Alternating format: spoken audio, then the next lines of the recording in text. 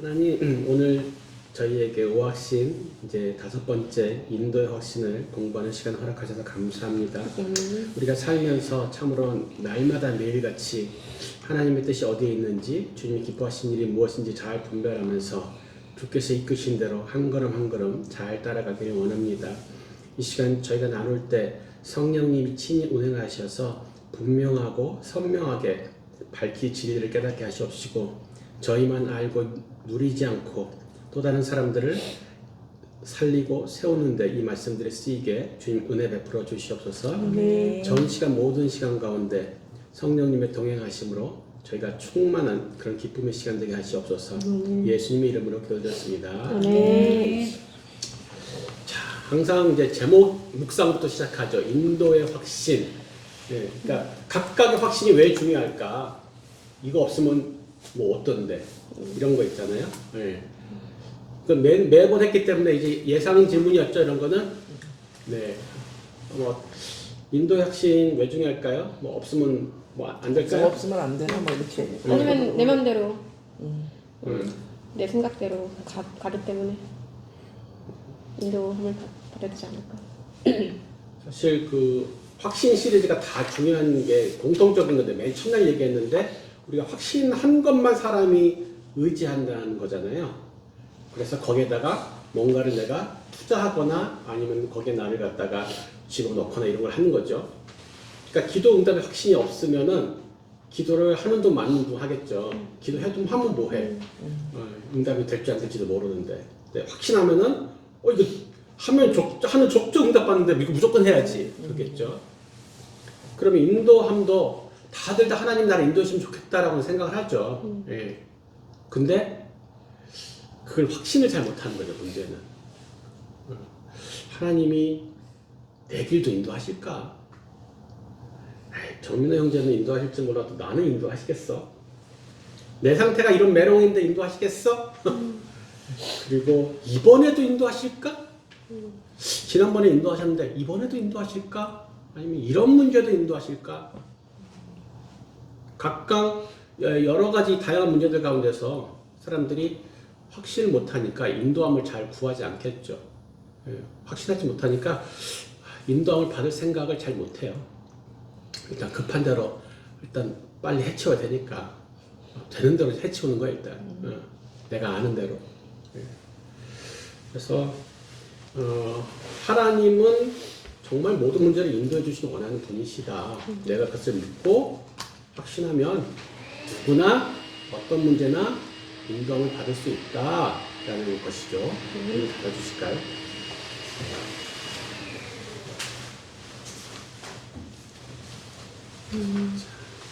그래서 전에도 기도 응답할 때도 얘기했던 것 같아요. 기도 응답을 받지 못하는 가장 큰 이유는 기도하지 않아서예요. 구하지 않아서. 그죠? 네. 근데 인도함을 잘 못 받는 가장 큰 이유도 일단은 자기가 그걸 기대하지 않고 구하지 않기 때문이에요. 인도함을 기대를 잘 못하는 거죠. 그리고 인도함을 잘 못 받는 되게 안 좋은 우리의 증상, 나쁜 습관이 있어요. 인도함을 어떨 때 잘 못 받을까? 내가 경험으로 해서 뭔가를 얻었어. 내가 경험으로 할 때, 그죠? 내가 이거는 내가 잘 알아. 그런 내 경험들이 있을 수 있죠. 그리고 또 어떤 게 있을까요? 어떨 때 못 기다리겠어. 조급한 거 있죠. 내가 기대하는 날짜가 더 조급해요. 데드라인이 있다던가 아니면 이거 너무 오래 왜 이렇게 빨리 답을 안 해주셔. 그죠? 그래서 뭐 어찌됐건 이 조급한 마음을 갖다가 잘 다스려야 되는데 조급함은 인도함 받는데 왼수야 왼수 아주. 하나님 마음 뒤에도 나오지만 인내심이 있어야지 하나님 인도함을 받는데 조급함으로는. 그래서 세상은 데드라인을 정해놨어도 하나님의 인도하신 거 응답에 대해서는 내가 데드라인을 적용할 필요가 없어요. 그래서 그냥 되는 대로 내 생각대로 경험대로 하게 되겠죠. 그래서 일단 뭐 두 가지씩을 말하자면 하나님이 반드시 네 길 말고 목사님 길 말고 내 길을 모든 문제를 인도하신다는 확신을 우리가 가져야 한다. 이게 사실 이제 오늘의 두괄식적인 결론이라고 할 수 있겠죠.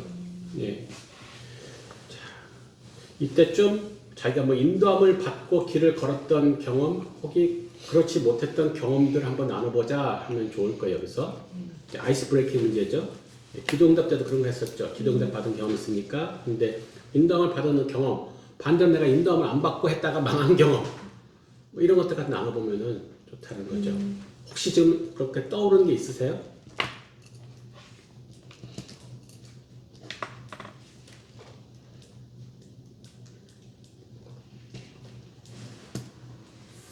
은경자매님 혹시 그런 어떤 게 있으세요?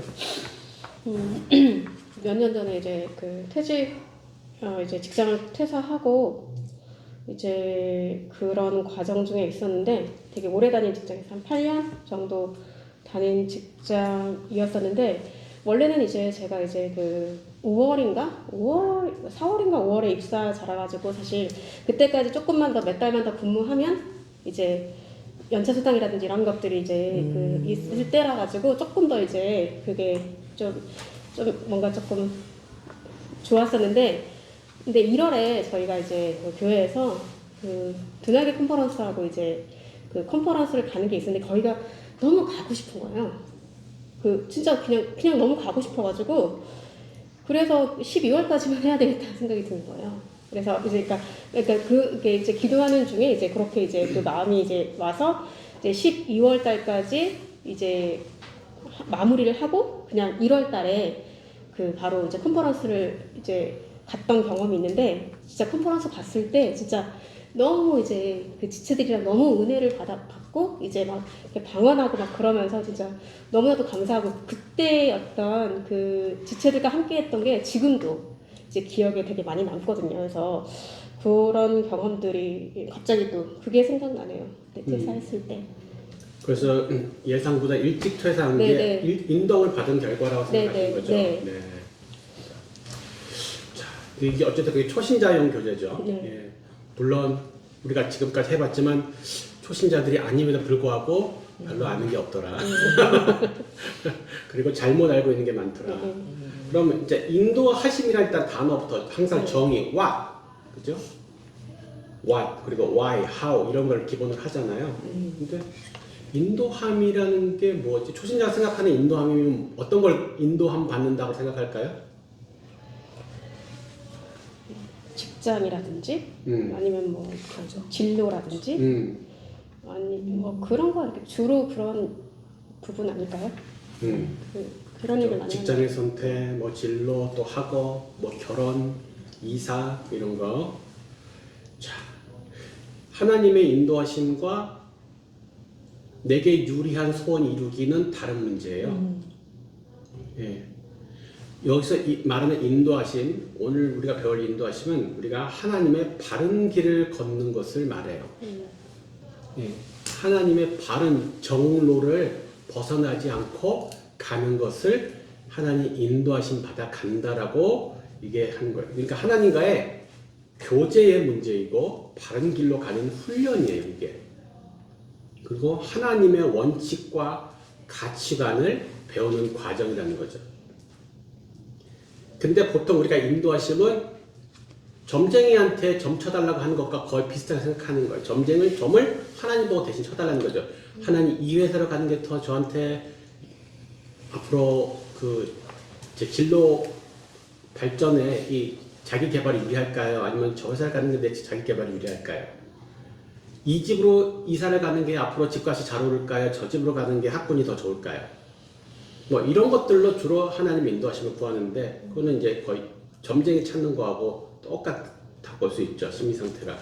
그래서 그런 식의 인도하심을 얘기하는 게 아니에요. 성경에서는 그런 인도하심을 얘기하지도 않아요. 그래서 그거는 밖에 있는 개념을 교회로 갖고 들어온 거예요. 성경을 모르니까 밖에서 그 전에 정합도 않고 빌던 개념을 절에 가서 불공 드리고 108번 내면서 우리 아들 갖다 대학 합격 시켜달라고 절하던 개념을 교회도 갖고 와서 똑같이 얘기하는 거죠. 만약에 직장을 찾는다고 하면 어느 직장이 앞으로 망하지 않고 더 안정적으로 일할 수 있을까 이런 걸 인도받는 게 아니에요. 예. 직업을 선택하는 성경적 원리라든가 우리가 크리스찬 직장인으로서 제자로서 살아가는 원칙들을 갖다가 배워가는 과정을 인도함을 받는다라고 말하는 거죠. 그러니까 어떤 직업을 선택하는 것이 더 하나님 나라에 도움이 될까? 나는 전도할 대상이 월급은 낮아도 전도할 대상이 많은 곳을 택하겠어. 뭐 이런 선택할 수 있잖아. 남들은 당연히 월급. 근데 어떤 사람은 난 일 조금 하는데 난 돈 조금 덜 벌어도 너무 피곤하게 야근하고 그런 난 너무 싫어. 그렇게 원하는 이유는 다 자기 중심적 가치관이잖아요. 하나님 중심적인 가치관으로 판단하는 게 아니잖아요. 그러니까 만약에 직장을 찾건 배우자를 선택하건 그런 게 전부 다 하나님적 가치관으로 우리가 어떤 선택을 하고 걸어갈지를 배우는 거예요. 예. 그래서 오늘 인도의 확신에서 말하는 이 하나님의 인도함 받기란 말은 사실 평소에 우리가 하나님의 뜻을 분별한 것, 하나님의 뜻 분별하기와 일맥상통하는 말이에요. 이제 우리 BBB 유튜브 채널에 가시면 BTC3에서 제가 강의한 하나님의 뜻 분별하기 강의가 있습니다. 여기서 또 라이브로 들으신 분이 한 분 계시네요. 네. 네, 그걸 또 참고하시면 훨씬 더 자세하게 되어 있습니다. 하나님의 뜻에 대해서도 너무 오해하는 게 많거든요. 네. 너무 개인적이고 다 자기중심적인 하나님의 뜻으로 생각하는 거죠. 근데 하나님의 뜻은 성경입니다. 하나님의 뜻은 성경이에요. 성경 연구하면 다 나와요. 자, 이렇게 해서 일단 기본 베이스를 깔아놓고 이제 들어가겠습니다. 이제 암송인데 원래는 복습을 지난 것까지 해야 되는데 은혜롭게 시간 관계상 촬영상 제가 이것을 건너뛰고 그러다 실제 하실 때는 같이 복습 암송 하시는 게 좋습니다.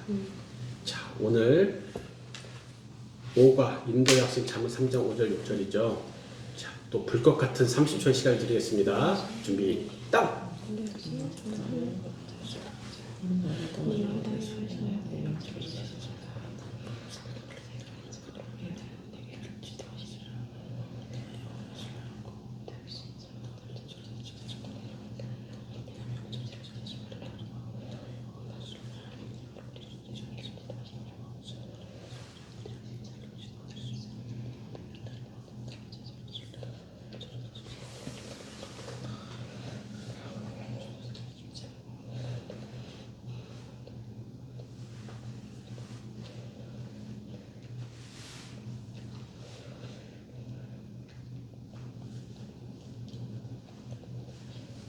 됐습니까?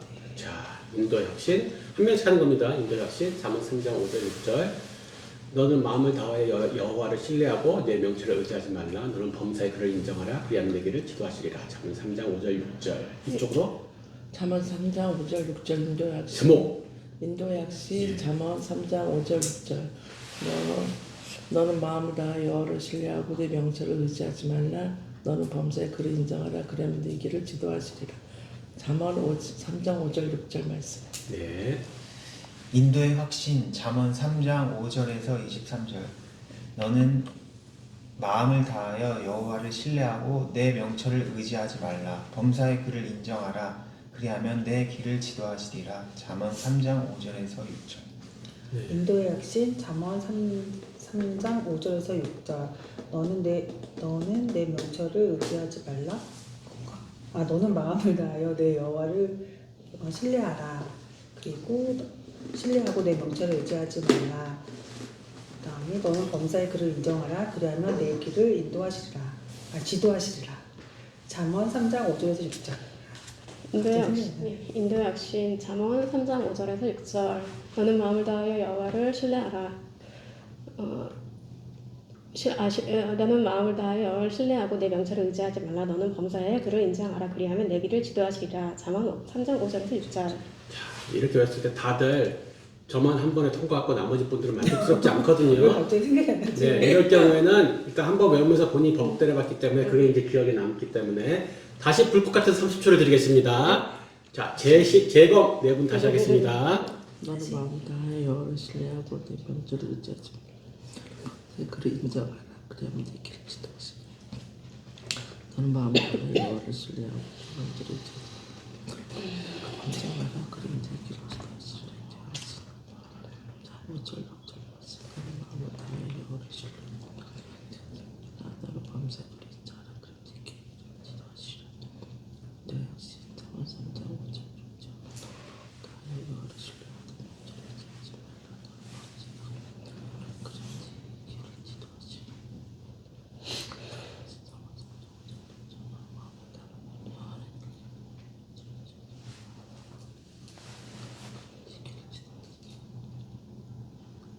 자, 이제 거꾸로 들어보겠습니다. 이쪽부터. 인도의 확신 잠언 3장 5절에서 6절 너는 마음을 다하여 여호와를 신뢰하고 내 명철을 의지하지 말라. 범사의 그를 인정하라. 그리하면 내 길을 지도하시리라. 잠언 3장 5절에서 6절. 아깝습니다. 틀렸어. 너는 범사의 너는 글을 인정하고 받았어. 너는 받았는데. 범사의 글을 인정. 네, 그 다음에 인도의 학신 잠언 3장 5절 6절 너는 마음을 다하여 여호와를 신뢰하고 내 명철을 의지하지 말라. 너는 범사의 글을 인정하라. 그리하면 내 길을 지도하시리라. 잠언 3장 5절에서 6절. 네, 인도의 확신 잠언 3장 5절에서 6절 너는 마음을 다하여 여호와를 신뢰하고 내 명철을 의지하지 말라. 너는 범사의 그를 인정하라. 그리하면 내 길을 지도하시리라. 잠언 3장 5절에서 6절 말씀. 네, 인도의 학신 잠언 3장 5절 6절 너는 마음을 다하여 여호와를 신뢰하고 내 명철을 의지하지 말라. 너는 범죄의 그를 인정하라. 그러면 네 길을 지도하시리라. 잠언 5절 6절 말씀. 네. 3장 5절 6절 갑자기 하라 그러면서 안 근데 예, 확실히 두 번째 하니까 더 훨씬 더 잘 됐죠, 다들. 네. 그러니까 그냥 처음부터 1분 주고 하는 것보다 끊어서 두 번 가는 게 한 번 시험을 봐야 돼 중간에. 네. 시험을 보면은 내가 뭘 틀렸지, 내가 앞에 어디서 뭐가 헷갈렸지 이게 있기 때문에 두 번째 시험 공부를 할 때 조금 더 잘 기억이 돼요. 그래서 30초를 주시든 1분을 주시든 어떤 짧게 끊어서 이렇게 제시를 보더라도 하는 게 실제 기억 효과에는 더 좋은 것 같습니다. 자, 이제 큰 숲 묵상 잠언 3장 5절 6절인데 뭐 문제가 심플하게 딱 두 개 있네요. 그죠? 자, 우리 영경자매님 첫 번째 질문 뭐라고 쓰셨습니까? 당신이 해야 할 세 가지는 무엇입니까? 우선 여호와를 신뢰하기, 그리고 내 명철을 의지하지 않기, 그다음에 범사의 여호와를 인정하기. 네. 네. 그리고요. 그렇게 할 때 당신에게 무엇이 약속되어 있으니까 나의 길을 지도하신다고 약속합니다. 네. 그럼 혹시 자신의 말로 이 숲을 한번 정리해 볼 수 있을까요?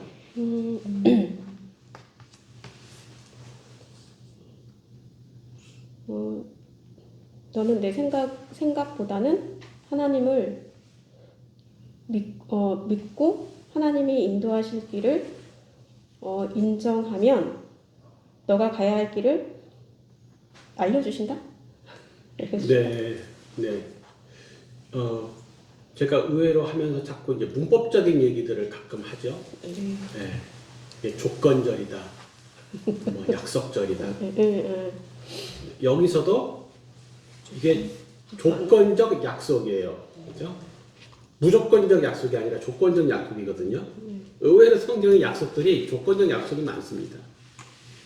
그래서 조건절을 만족시켜야지 약속이 시행되는 거예요. 네.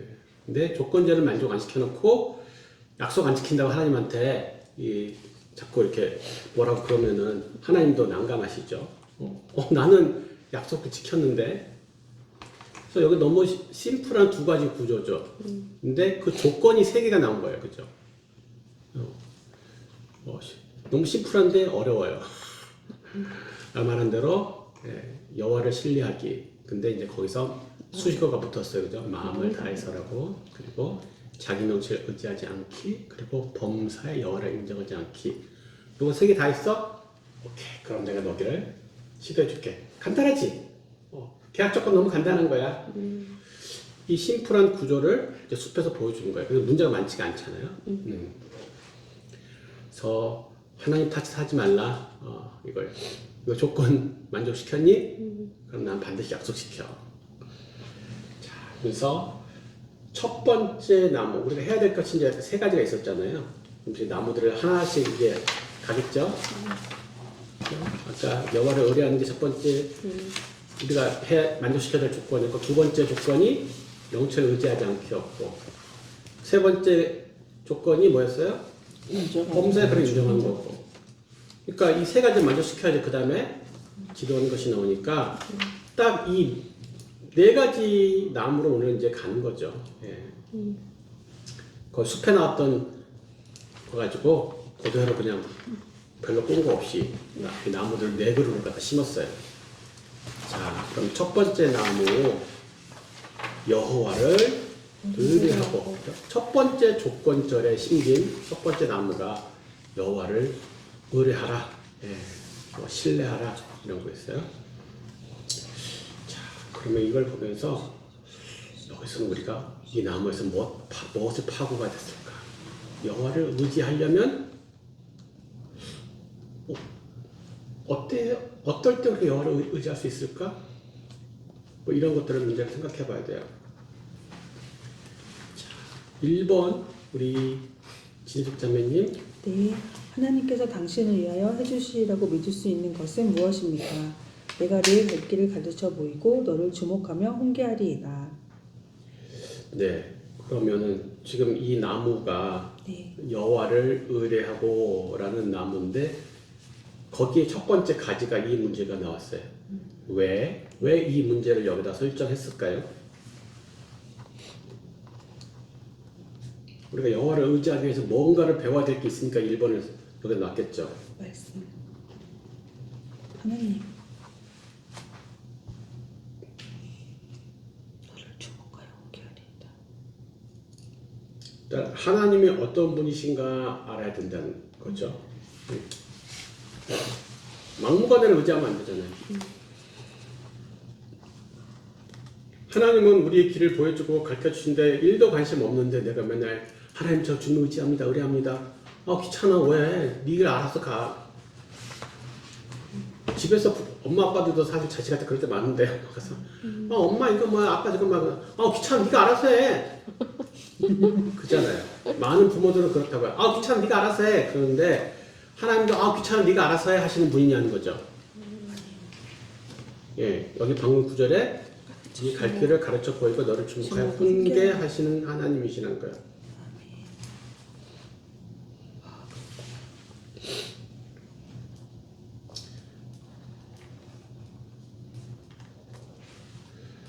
그러니까 우리는 그럼 하나님을 의지할 수 있겠구나. 하나님은 일단 갈 길을 보여주기 원하신 분이시네.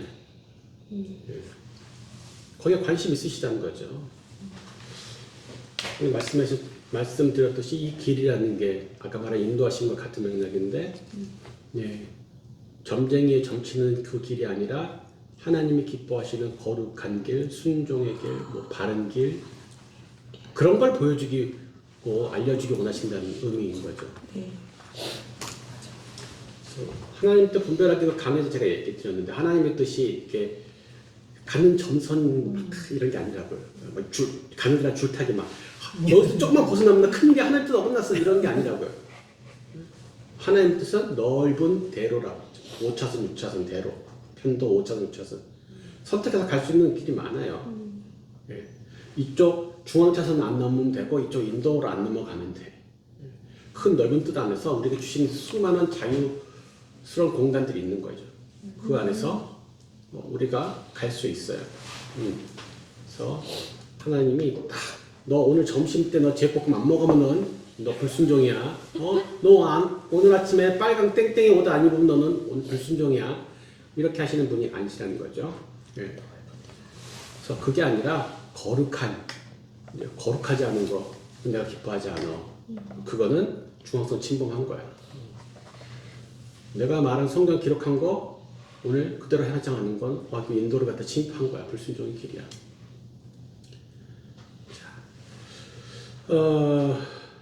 아까 말했듯이 직장, 결혼 이런 것들을 우리가 어떤 가치관을 가지고 선택하느냐, 하나님은 그것을 가르쳐 주시기 원한다는 그거예요. 예. 어떤 가치관으로 그걸 선택하는지를 우리에게 알려주기 원하신다. 자, 2번은 우리 동현 형제님. 네. 로마서 12장 1절에서 2절을 읽으십시오. 하나님의 뜻을 발견하기 위하여 어떤 단계를 밟아야 합니까? 우선 첫째로 우리 몸을 거룩한 산 제물로 드립니다. 둘째로 이 세대를 본받지 말고 하나님의 선하신 뜻이 무엇인지 분별하는 거죠. 네. 형제님 이제 두 가지로 글을 나누셨고, 이제 저는 이제 뭐 세 가지 정도로 그걸 조금 더 세분화했어요. 그러니까 첫 번째가 자신의 몸을 이제 하나님 기뻐하시는 거룩한 산제물로 드리기, 몸을 산제물로 드리기가 있었고, 그다음에 두 번째가 이 세대를 본받지 말고 마음을 새롭게 하여라고 했고, 세 번째는 이제 분별해라 이거요. 뭐가 선하시고 기뻐하시고 온전한 뜻인지 분별해라. 자, 하나님의 뜻을 갖다가 우리가 이제 어떻게 찾을 것인가에서 첫 번째 나왔던 자신의 몸을 산제물로 드리기. 자, 왜 마음이 아니고 몸일까요? 마음을 갖다가 산제물로 드리면 안 되나?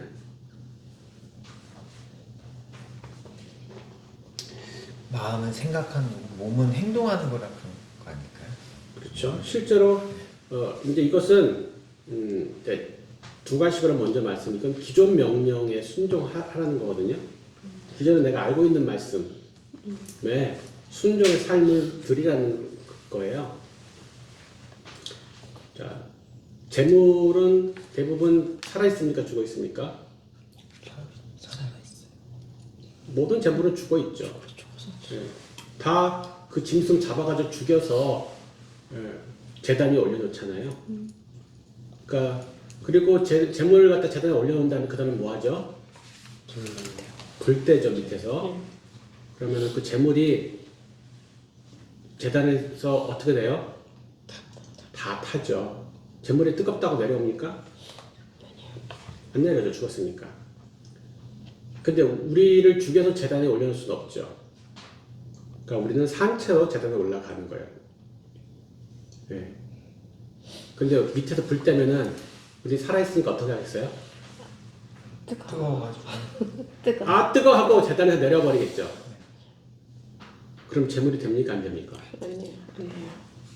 산재물이 재물이 되려면은 어떻게 해야 돼요? 뜨거워도 버텨야 돼요. 제단에서 뜨겁은데도 타 죽더라도 버티는 거예요. 그래야지 재물이 하나님께 올라가겠죠. 그러니까 내가 분명히 제단에서 내려올 수 있는데 안 내려오고 그 자리에서 제물로 드려지도록 자기를 쳐서 복종하고 누워 있어야지만 된다는 거예요. 그게 산재물이에요. 아 뜨거! 하고 도망 나오면은 재물이 안 돼요. 근데 맨날 우리가 그렇죠. 아 뜨거! 아 추워! 그러면서 계속 제단에서 뛰어 내려오는 거죠. 왜냐면 산재물이니까. 그래서 성질나면 성질낸 대로 들이받아버리고 계속 삐지면 삐지는 대로 갔다가 그냥 나가버리고. 그래서 제물로 올려줄 틈이 없어요.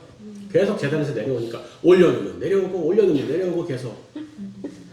맞아. 그래서 성경에서 산제물의 예표가 둘이죠. 이삭하고 예수님. 아브라함이 이삭을 바칠 때 이삭이 꼬마애가 아니라 청년이거든요. 그러니까 100살 넘은 아버지가 한 120살은 됐겠죠, 아버지가. 그 뼈를 갖다가 이렇게 감을 때 청년이 아버지를 이기겠어, 못 이기겠어? 이기지. 근데 감겼다는 거예요. 묶였다는 거죠. 네. 허락한 거예요, 제가. 그래서 산재물로 자기가 바쳐진 것을 허락해서 묵은 거예요. 예수님 십자가 올라가서 내려오실 수 있나요, 없나요? 내려오세요. 네가 너도 구원해봐. 너 구원자라며. 너나 한번 구원해봐. 내려오시면 되잖아. 근데 끝까지 안 내려오시고 거기서 죽으시죠, 제물로. 산재물로 죽으시잖아요. 그런 것처럼 일상에서 이미 하나님이 우리에게 주신 말씀에 순종하기 위해서 뜨거워도 아파도 고통스러워도 도망가지 않고 그 자리에 누워있는 제물로 드리는 순종의 삶, 이게 산제물로 몸을 드리는 것을 말하는 거죠. 그래서 아직 주어지지 않은 내가 깨닫지 못한 하나님의 뜻은 모르겠어요. 그러나 이미 내가 알고 있는 뜻이 있을 거 아니에요. 이미 내가 알고 있는 하나님의 명령이 있을 거 아니에요. 거기에 순종하기 위해서 계단에서 안내하고 뚜껑 열려도 뚜껑 꾹 닫고 전도하기 싫어도 전도하고 피곤한데 또 나오라 그러니까 나가고 그게 다 산제물로 드리는 과정인 거죠. 그래서 하나님의 뜻을 발견하기 위해 첫 번째 단계는 일단 네가 지금 알고 있는 말씀에 순종해라. 지금 알고 있는 것도 순종 안 하면서 뭘 자꾸 새로 알려달라 그래. 덧셈 뺄셈도 못하는 애가 자꾸 곱셈 알려달라고. 덧셈부터 떼고 나서 올래? 하나님 입장에서 그러겠죠. 두 번째는 이 세대를 본받지 말고 마음을 새롭게 해라. 이것은 이제는 세상과 구별된 삶을 얘기하죠. 예, 왜냐면 하나님의 뜻과 세상 뜻은 정반대잖아요. 네. 그러니까 하나님의 뜻을 알고 싶으면 일단 세상의 뜻과는 다른 삶을 살아야 되는 거죠. 그래서 우리가 교회에서 자주 쓰는 말로 구별된 삶이다 라고 말을 하는데, 구별된 삶 하니까 너무 그냥 입에 붙어서 그런데 정확하게 뭔 뜻인지 잘 모르고 많이 써요. 어떻게 보면 세상과 등진 삶이에요. 이거는 세상의 뜻에, 우리가 세상 밖에 나가서 사는 게 아니지만 그 안에 살지만 세상 뜻에는 우리가 등진 삶이죠. 그것을 이제 구별되었다고 하는데, 계속 세상 말에 귀 기울이면서 하나님의 뜻을 알 수가 없는 거예요. 여기서 이번에 누가 이번에 비트코인에서 대박 쳤다 그러면 그거 솔깃하고, 이번에 뭐 이게 떡상했다 솔깃하고, 누구 또 상사 씹는 데 가가지고 그 씹는데 오징어 다리 씹는 것처럼 계속 상사 씹느라고 쾌감 느껴 솔깃하고, 계속 그러면은 하나님의 뜻을 알 수가 없어요. 세상 뜻을 계속 푹 젖어가지고 하나님의 뜻을 알 수가 없죠. 그래서 일단 거기에서 구별되어 있지. 세 번째 보니까 하나님의 뜻을 분별해라 그래서 분별해라. 우리는 다 게을러서 하나님의 뜻을 똑 떨어뜨려주면 좋겠죠. 옛다 하고 그냥 다 그냥 쌈 싸가지고 딱 입에다 넣어주면 좋겠죠. 하나님의 뜻을. 근데 하나님의 뜻은 분별하는 것이라고. 흔히 말하는 말, 지각을 연단해서 머리 써서 나 머리 쓰기 싫어. 나 머리 아파. 머리 아파. 이러면 하나님 뜻을 알 수가 없다는 거예요. 머리 쓰기 싫어하면 하나님 뜻을 알 수가 없어요. 하나님 뜻은 하늘에서 똑 떨어지고 쌈 싸가지고 입에다 떡 집어넣는 게 아니라 머리 써서 묵상하고 고민하고 기도하고 연구하면서 분별하는 거라는 거죠.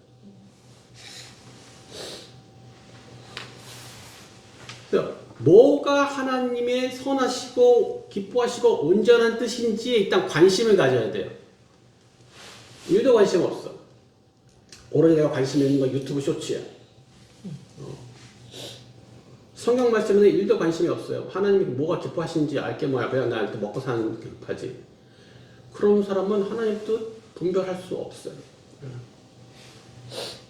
그래서 지각을 연단해서 분별하는 훈련을 하는 것이다 라는 것이 첫 번째 나무에서 나오는 이제 그 가지 중에 하나인 것이죠.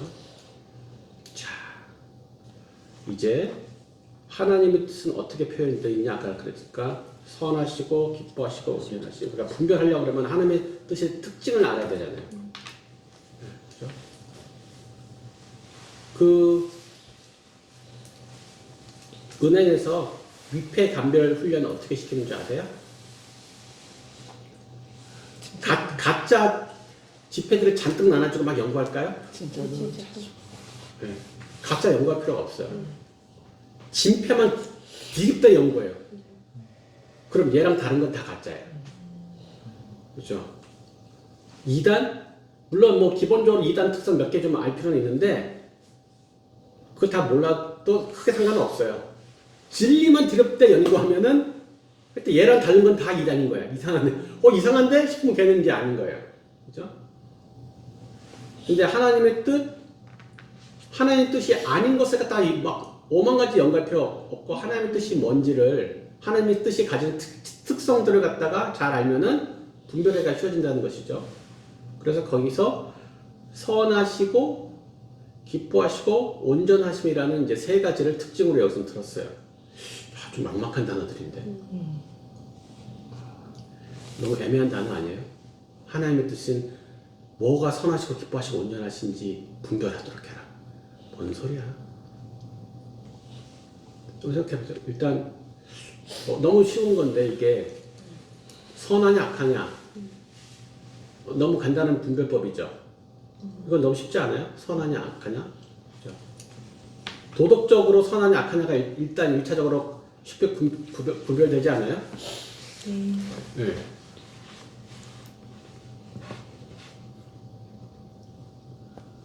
어쨌든 도덕적인 선 악만 말씀하시는 그 선하심일까요? 아니요. 일단 이거 이제 하나씩 들어가는데 일단 누가 봐도 이건 나쁜 일이야, 이건 선한 일이야, 악한 일이야만 일단 구분해도 뭐 우리가 이제 그 정도 가지고 헷갈리지는 않을 거예요. 네. 그러면 일단은 뭐 그렇게 이거 다 악한 일은 아닌 것 같은데 선한 일을 또 분류를 해놔봤어요. 그 다음에 근데 이게 하나님이 기뻐하실까? 또 한번 생각해봐야죠. 이 중에서 어느 게 하나님 기뻐하시는 일일까? 그죠? 내가 무슨 뭐 저기 룸사롱에서 근무를 하는 것도 아니고 룸사롱의 근무 취직을 다 룸사롱을 했어. 그럼 일단 얘는 선한 게 아니니까 일단 얘는 제꼈어.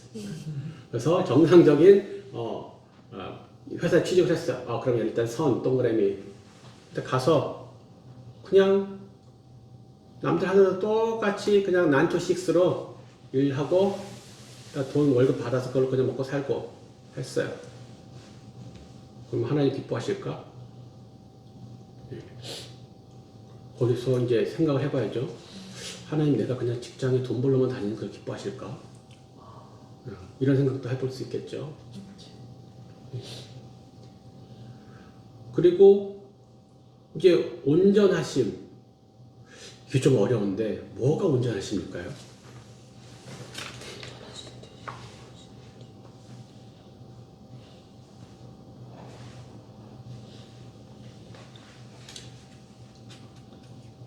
잘 모르겠어. 빨리 다른 사람들한테 물어보세요. 그게 방법이에요. 자기가 인도할 때 잘 모르겠다 그러면은 핑계 김에 다른 사람한테 형제님 어떻게 생각하세요? 이렇게 딱 던져보면은 시간을 벌 수가 있어요. 그리고 그 사람들이 뭐라고 주섬주섬 얘기할 때 그 가운데서 뭔가 또 힌트가 생겨 이상하게. 자, 명예자매님 온전하시면 혹시 어떤 게 생각나세요? 온전하심 하면 예수님 생각이 나고 일단 네. 예수님의 하신 그런 모든 일들. 그 양육의 목표 아니면 우리의 성화의 목표가 뭐예요? 다른 사람을 온전하게 하는 거. 네. 이게 보면 이게 온전하게까지 그러니까 뭐 그렇게까지 해. 우리가 예수님이야? 적당히 해. 너무 심하다. 라고 생각할 수 있죠. 근데 성경은 우리가 설사 거기에 이르지 못한다고 할지라도 항상 목적은 온전함을 두셨어요. 완전함에. 그죠? 그러니까 뭐 1차적으로 도덕적인 선악, 일단 표면적으로 너무 딱 쉽게 보이는 선악 구분 정도에서만 하나님 뜻에 머무르는 게 아니죠. 그래서 어느 게 더 하나님 기뻐하신 걸까를 또 그걸 가지고 고민하고 분별하고 근데 내 수준에서 좀 과한 것 같긴 하지만 한 번 더 점프해서 도전해보자. 더 온전한 데 나가도록 도전해보자. 이걸 하나님이 이거를 원하시는 걸 거야. 야, 내가 하루에 10분 기도하면 됐지 뭘. 야, 하루 10분 기도하면 집안 식구하고 회사 일하고 뭐 내 건강 딱 다 걸 수 있어. 뭘 더 구해. 이것도 하나님 기뻐하시는 거잖아. 그죠? 근데 온전하시려면 어떻게 해요? 기도가 열방까지 구해야지. 열방까지. 오만 오지랖으로 넓혀가지고 열방까지. 야, 1년에 한 명 전도하면 됐지. 저는 양육 저거 한 명만 하라. 한 명도 힘들어 죽겠어요. 어떻게 나보고 3명씩이나 하라 그래. 더 이상 안 나가려고 그러죠. 한 명 양육하는 것도 하나님 기뻐하시는 일이니까. 난 여기까지 끝. 그래서 더 이상 나가려고 하지 않는. 그래서 하나님의 뜻은 온전한 데까지 우리가 더 성장하고 더 도전하고 더 거룩해지고 더 열심을 내고 하는 것까지 원하신다는 거죠.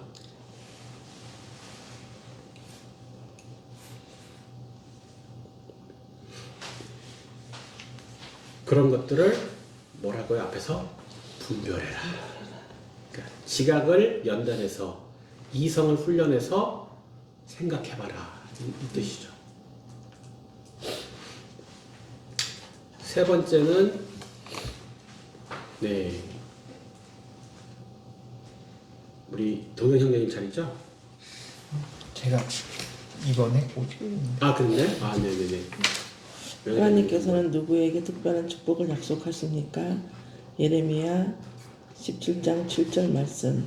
그러나 무릇 여호와를 의지하며 여호와를 의뢰하는 그 사람은 복을 받을 것이라. 그래서 하나님은 누구에게 특별한 축복을 약속하시냐면 여호와를 의지하고 의뢰하는 사람. 지금 이제 이 문제를 왜 또 첫 번째 나무 밑에 달았을까요? 축복을 주시는 분이 누구인지 아는. 네. 복 주십니다.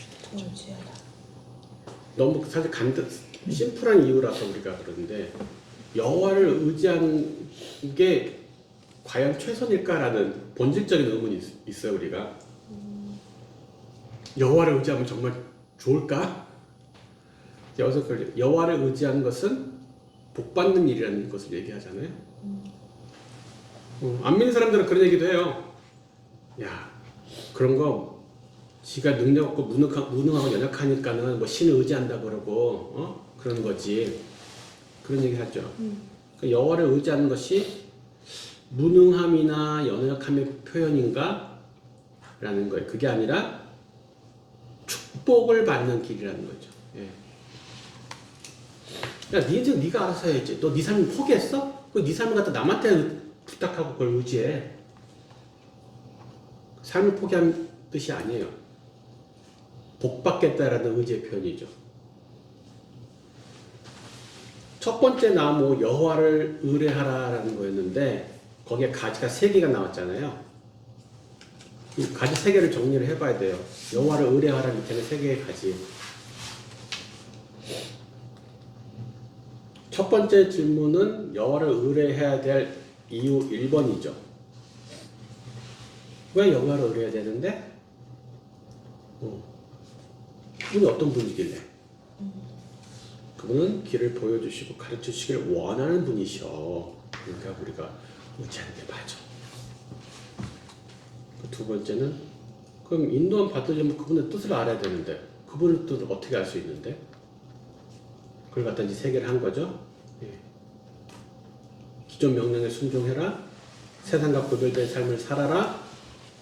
그분의 뜻에 관심을 두고 지각을 사용해서 분별하는 훈련을 해라.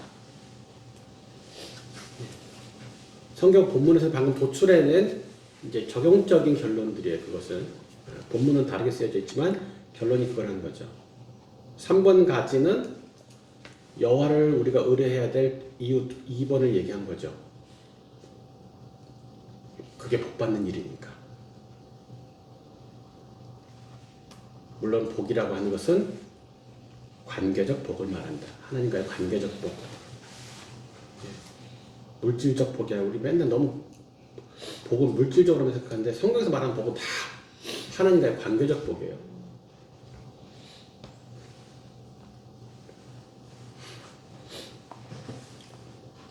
자, 숲에서 조건 3가지 중에서 이제 조건 첫 번째 했어요. 이제 조건 2번째. 내 명철을 의지하지 말라가 조건 2번째입니다. 네 명철을 의지하지 말라. 이게 뭐하는 의미하는 걸까? 자, 4번 문제를 한번 풀어보도록 하겠습니다. 예레미야 17장 5절에서 하나님께서는 어떤 경고를 하십니까? 그래서 예레미야 말씀은 여호와께서 이와 같이 말씀하시니라. 무릇 사람을 믿으며 육신으로 그의 힘을 삼고 마음이 여호와에게서 떠난 그 사람은 저주를 받을 것이라.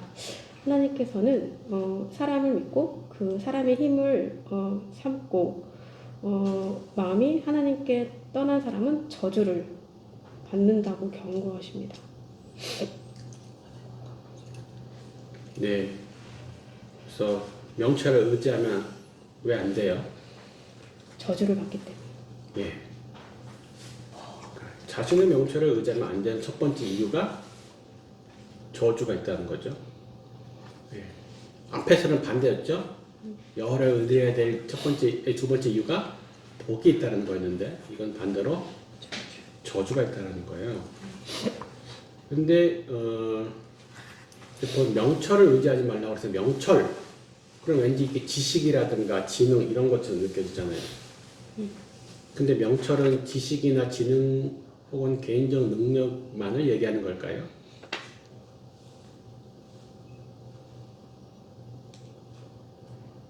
지금 방금 읽은 예레미야 17장 5절에 따르면 왜냐면 이 구절에 명철이 뭔지를 설명해 주는 거란 말이에요. 명철이 뭔지. 사람을 믿고 권력을 삼고. 맞아. 예. 꼭 자기 것뿐만 아니라 사람의 힘을 모두 다 여기서 명철로 보는 거죠. 내가 저 사람 도움 받아야지. 저 사람한테 도움 받아야지. 저 사람이 갖고 있는 네트워크 좀 내가 이용해야지. 이거 자체가 자기 명철이거든요. 그래서 하나님의 힘이 아닌 사람의 힘을 의지하겠다라는 모든 생각이 지금 여기서 말하는 네 명철인 거죠.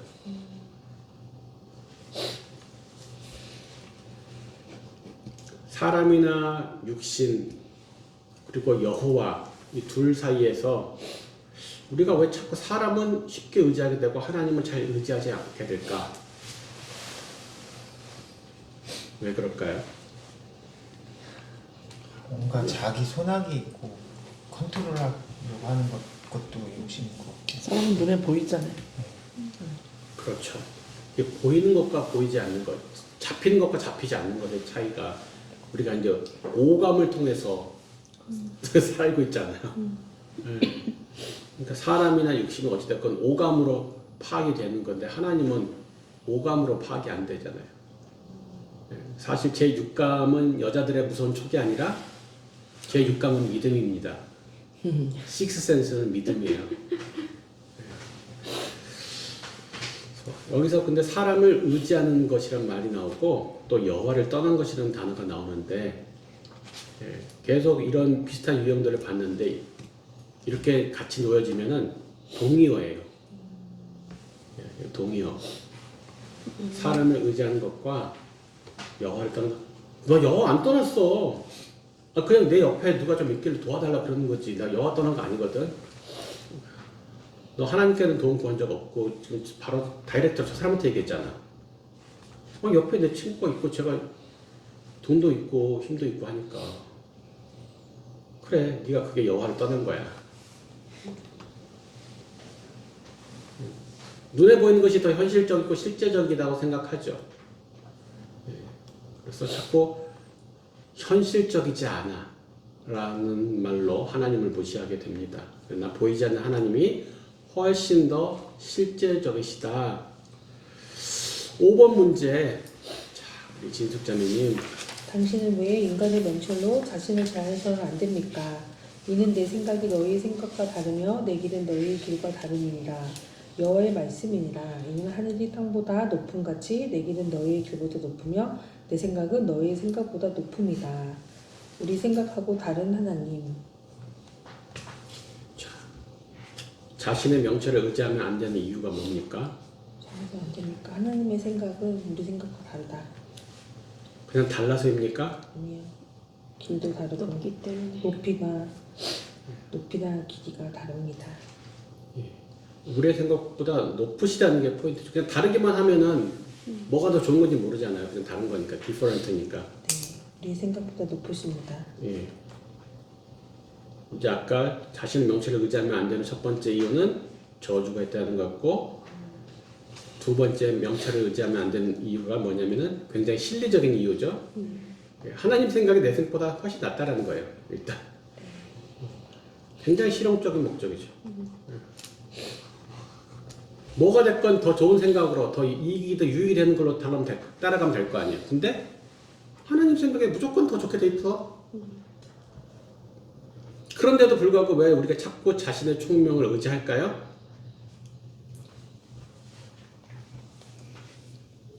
지숙자님은 왜 자꾸 자신의 총명을 의지하세요? 그게 습관인 것 같아요. 습관? 네. 왜 그런 습관이 생겼을까요? 그러니까 처음에 하나님을 이렇게 대해서 믿다가도 갑자기 이게 경험이나 이런 걸로 인해서 그리고 생각을 좀 많이 하는 편이에요. 그 경험이 되었건 뭐 내가 떠오른 생각이 되었건 간에 내 생각이 더 낫다라고 우리가 판단하는 거예요. 분명히 성경에는 아니라고 쓰여 있고 반대로 적혀 있는데 성경에 그렇게 된 건 아는데 그래도 하고 결국은 나의 생각이나 경험에 따라서 선택을 하는 이유는 본질적으로 내면 깊이 뭐냐면은 이게 더 낫다라고 나는 최종적으로 판단한 거예요. 성경은 아니야. 하나님의 방법이 생각이 더 높아, 더 옳아라고 하는데 이론적으로 알겠지만 실제로는 아닐 것 같아 라고 판단하는 거죠. 예. 그런데 문제는 우리가 하나님의 생각을 이해할 수가 없거든요. 내 생각은 이해가 되거든요. 내 생각이니까 내가 경험하면 이해가 된다고. 근데 하나님 생각은 이해가 안 돼. 그러면 이해가 안 되면 틀린 거냐는 거죠.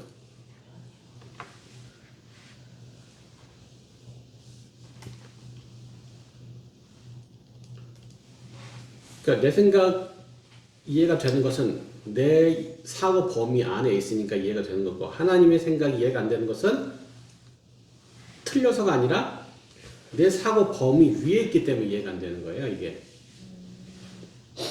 그죠? 그래서 100층짜리 건물 정도는 이렇게 보면 꼭대기가 보여요. 근데 한 10,000층짜리 건물은 이렇게 올려다 봐도 꼭대기가 안 보여요. 꼭대기가 어디에 있는지.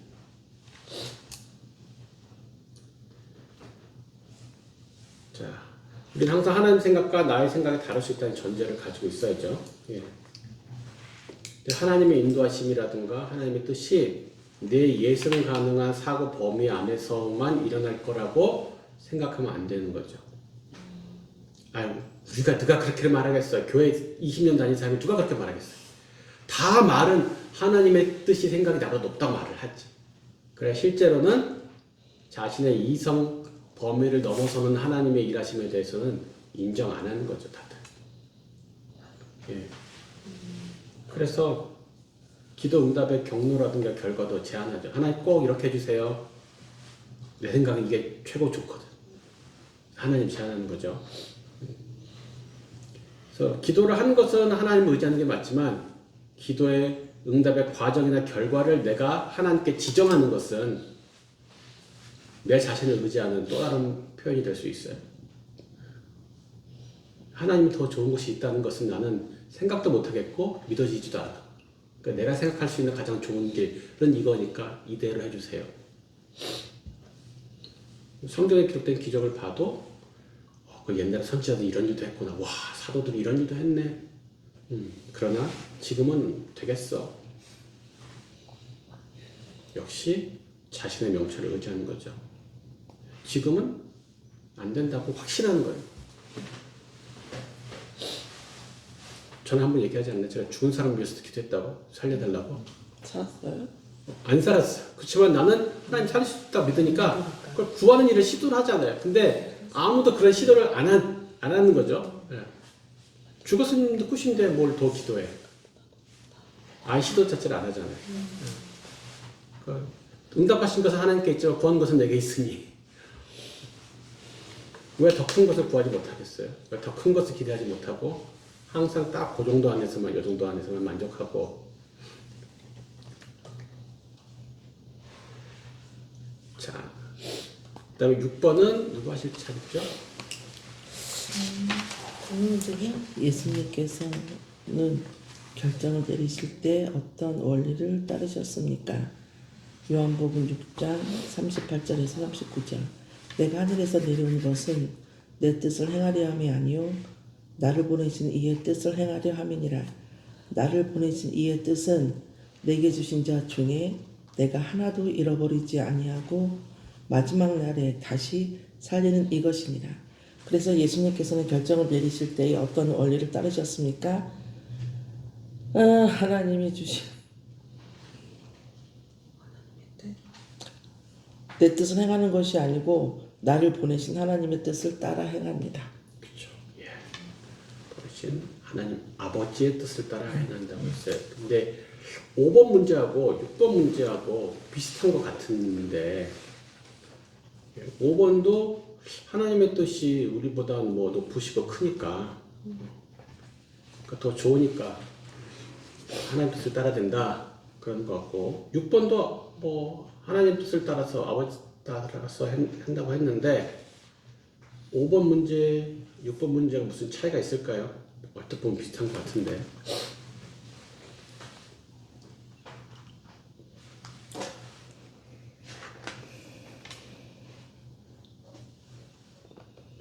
이 5번은 하나님 생각이 내 생각보다 더 높다는 걸 더 강조한 것 같고요. 6번 같은 경우에는 이제 그 하나님이 이제 내게 주신 자 중에 하나라도 잃어버리지 않게 한다는 어떤 그런 것들에 대해서 그런 결정을 내릴 때 그거를 더 중점으로 두었다? 우리가 이제 하나님의 생각 혹은 뜻과 다른 결정 혹은 반응들을 할 때 두 가지 상황이 있을 수 있어요. 하나는 아예 이해를 못하는 거예요. 두 번째는 알아요. 근데 내 생각과 충돌이 돼. 내 생각과 충돌이 되면은 그 예수님도 충돌이 일어났잖아요. 그렇죠? 십자가 지고 싶지 않은데 너무 힘들고 너무 아플 것 같은데 나 그거 안 하면 안 되나? 나 아버지 뜻은 줘야 돼. 그래야지 인류를 구원하려니. 이때 결국은 무슨 선택을 하냐는 거죠. 그래서 이제 5번은 우리가 하나님의 뜻을 이해를 못해서 알지를 못하니까 이 무지에서 내가 모르는 거는 그냥 일단 제끼는 거죠. 내가 이해 안 되는 거 그냥 제끼는 거야. 하나님 뜻이 이해가 안 되는 케이스에 대해서 얘기를 6번은 예수님이 하나님의 뜻이 뭔지를 모르거나 이해를 못 하시는 게 아니죠. 그리고 예수님도 스스로 독립적인 인격을 가지고 계시니까 예수님의 생각이 있을 수 있지만 언제나 자신의 생각은 중요하지 않고 아버지의 뜻이 항상 중요하다는 거죠. 그러니까 내 생각 하나님 생각이 충돌할 때 전에 제가 그 전도 간증할 때 그렇게 했잖아요. 한 달간 매일같이 야근 토요일 일요일 도 빼놓지 않고 30일간 연속 야근했는데 8시 주일날 8시 딱 퇴근하고 이제 집에 가지 집에 쉬어야지 하는데 옆에 딱 중국집에 한 명이 있는 거죠. 그러면서 그 불길한 하나님의 신호가 나한테 오는 거예요. 하나님 싫어 나 집에 갈 거야 못 들었어. 그런데 나는 출근하는 것이 내 뜻을 행하려 함이 아니라 나를 회사에 보내신 아버지 뜻을 행하려 하심이라. 그러면은 알았어요. 네. 그러고 이제 전하는 거죠.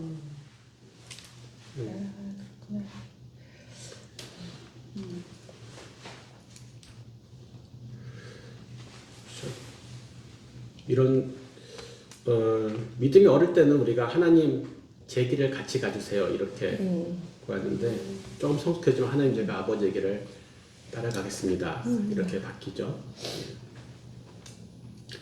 그러니까 이게 없으면 이 지금 방금 말한 이 문제가 없으면 아까 말했듯이 우리 하나님의 인도하심을 무슨 좋은 학교, 좋은 직장, 좋은 배우자 점쳐주는 그런 걸로 오해한다는 것이죠.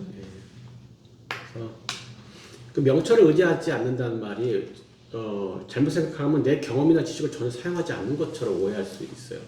경험을 의지하면 안 돼요. 지난번 그게 아니라 사용하는데 의지하지 않는다는 거예요. 다른 문제예요. 사용은 하는데 의지하지 않는 거. 언제든지 하나님께 열린 수정권을 갖다 드린 거죠. 수정할 수 있는 권한을. 오늘 이거 계획 다 세워놨는데 지난번 우리가 했던 대로 딱 이렇게 다 해놨는데 세팅해놨는데 하나님 이거 잊어서 틀어버리신다고? 안 되는데. 뭐 일이 프로젝트가 엄청 진행됐어요. 이미 중요한 사역이. 근데 하나님이 아니시라면 접을 수도 있는 거죠. 그 하나님의 대사에 보면은 김하중 대사님 쓰신 것 중에 이러면 황성주 회장님 얘기가 나오는데 황성주 회장님이 이제 중국에 가서 조선족이었나 한족이었나 모르겠는데 그 사람들 거기 이제 리더들을 한국에 데려와서 신학 공부시키고 하는 이런 프로젝트를 진행하시려고 이미 많이 진도가 나갔어요. 본인은 많이 준비를 하고 했는데 김하중 대사님이 딱 하나님부터 메시지를 직통계시를 받았어요. 그래가지고 쪽지를 갖다 딱 드렸어요. 아직 시작을 안 했어 모르는데 이미 시작을 해서 많이 진행이 된 상태인데 그건 내가 너한테 시키는 거 아니다. 그래가지고 딱 접으셨다는 거잖아요. 그 사실 그게 쉽지 않아요. 내가 어느 정도 진도가 나갔는데 그걸 갖다가 아까워서라도 우리는 계속 하거든요. 그래서 하나님께 언제든지 하나님은 판을 뒤집으실 수 있습니다라는 이 수정 권한을 드리는 거. 우리가 맨날 회사에서 일하는 것들이 사실 나의 경험과 지식을 사용해서 하는 것이죠. 그런데 의지하는 것과는 다른 문제다. 자, 이제 여호와를 의뢰 이 두 번째 나무 이 명철을 의지하지 말라. 첫 번째는 여기서 말하는 네 명철이라는 것이 사람의 힘이라든가 능력을 의지하는 모든 것을 다 말하는 거였죠. 그래서 명철을 의지하면 안 되는 첫 번째 이유가 저주가 있다는 거였고 두 번째 이유는 하나님 생각이 우리보다 높으시다. 그것이었고 그리고 내 명철을 의지하지 않는 또 다른 하나의 표현법이 뭐냐면은 내가 원하는 것대로가 아니라 하나님의 뜻이 무엇인가에 맞춰서 행하는 선택을 하는 것. 이게 내 명철을 의지하지 않는 것. 비록 내 마음의 소원과 다를지라도 아버지가 원하시는 게 뭔지를 안다면 그대로 이제 선택한다는 거예요. 그걸 알고 넘어가는 거 아니라 그대로 선택한다는 거. 자, 여호와를 의뢰하고 자신의 명철을 의지하지 않는 방법. 아니 그거는 이제 그냥 범으로 얘기하는 건데요. 책에 없는데 기본적으로 말씀이 생활의 기준이 되는 거죠.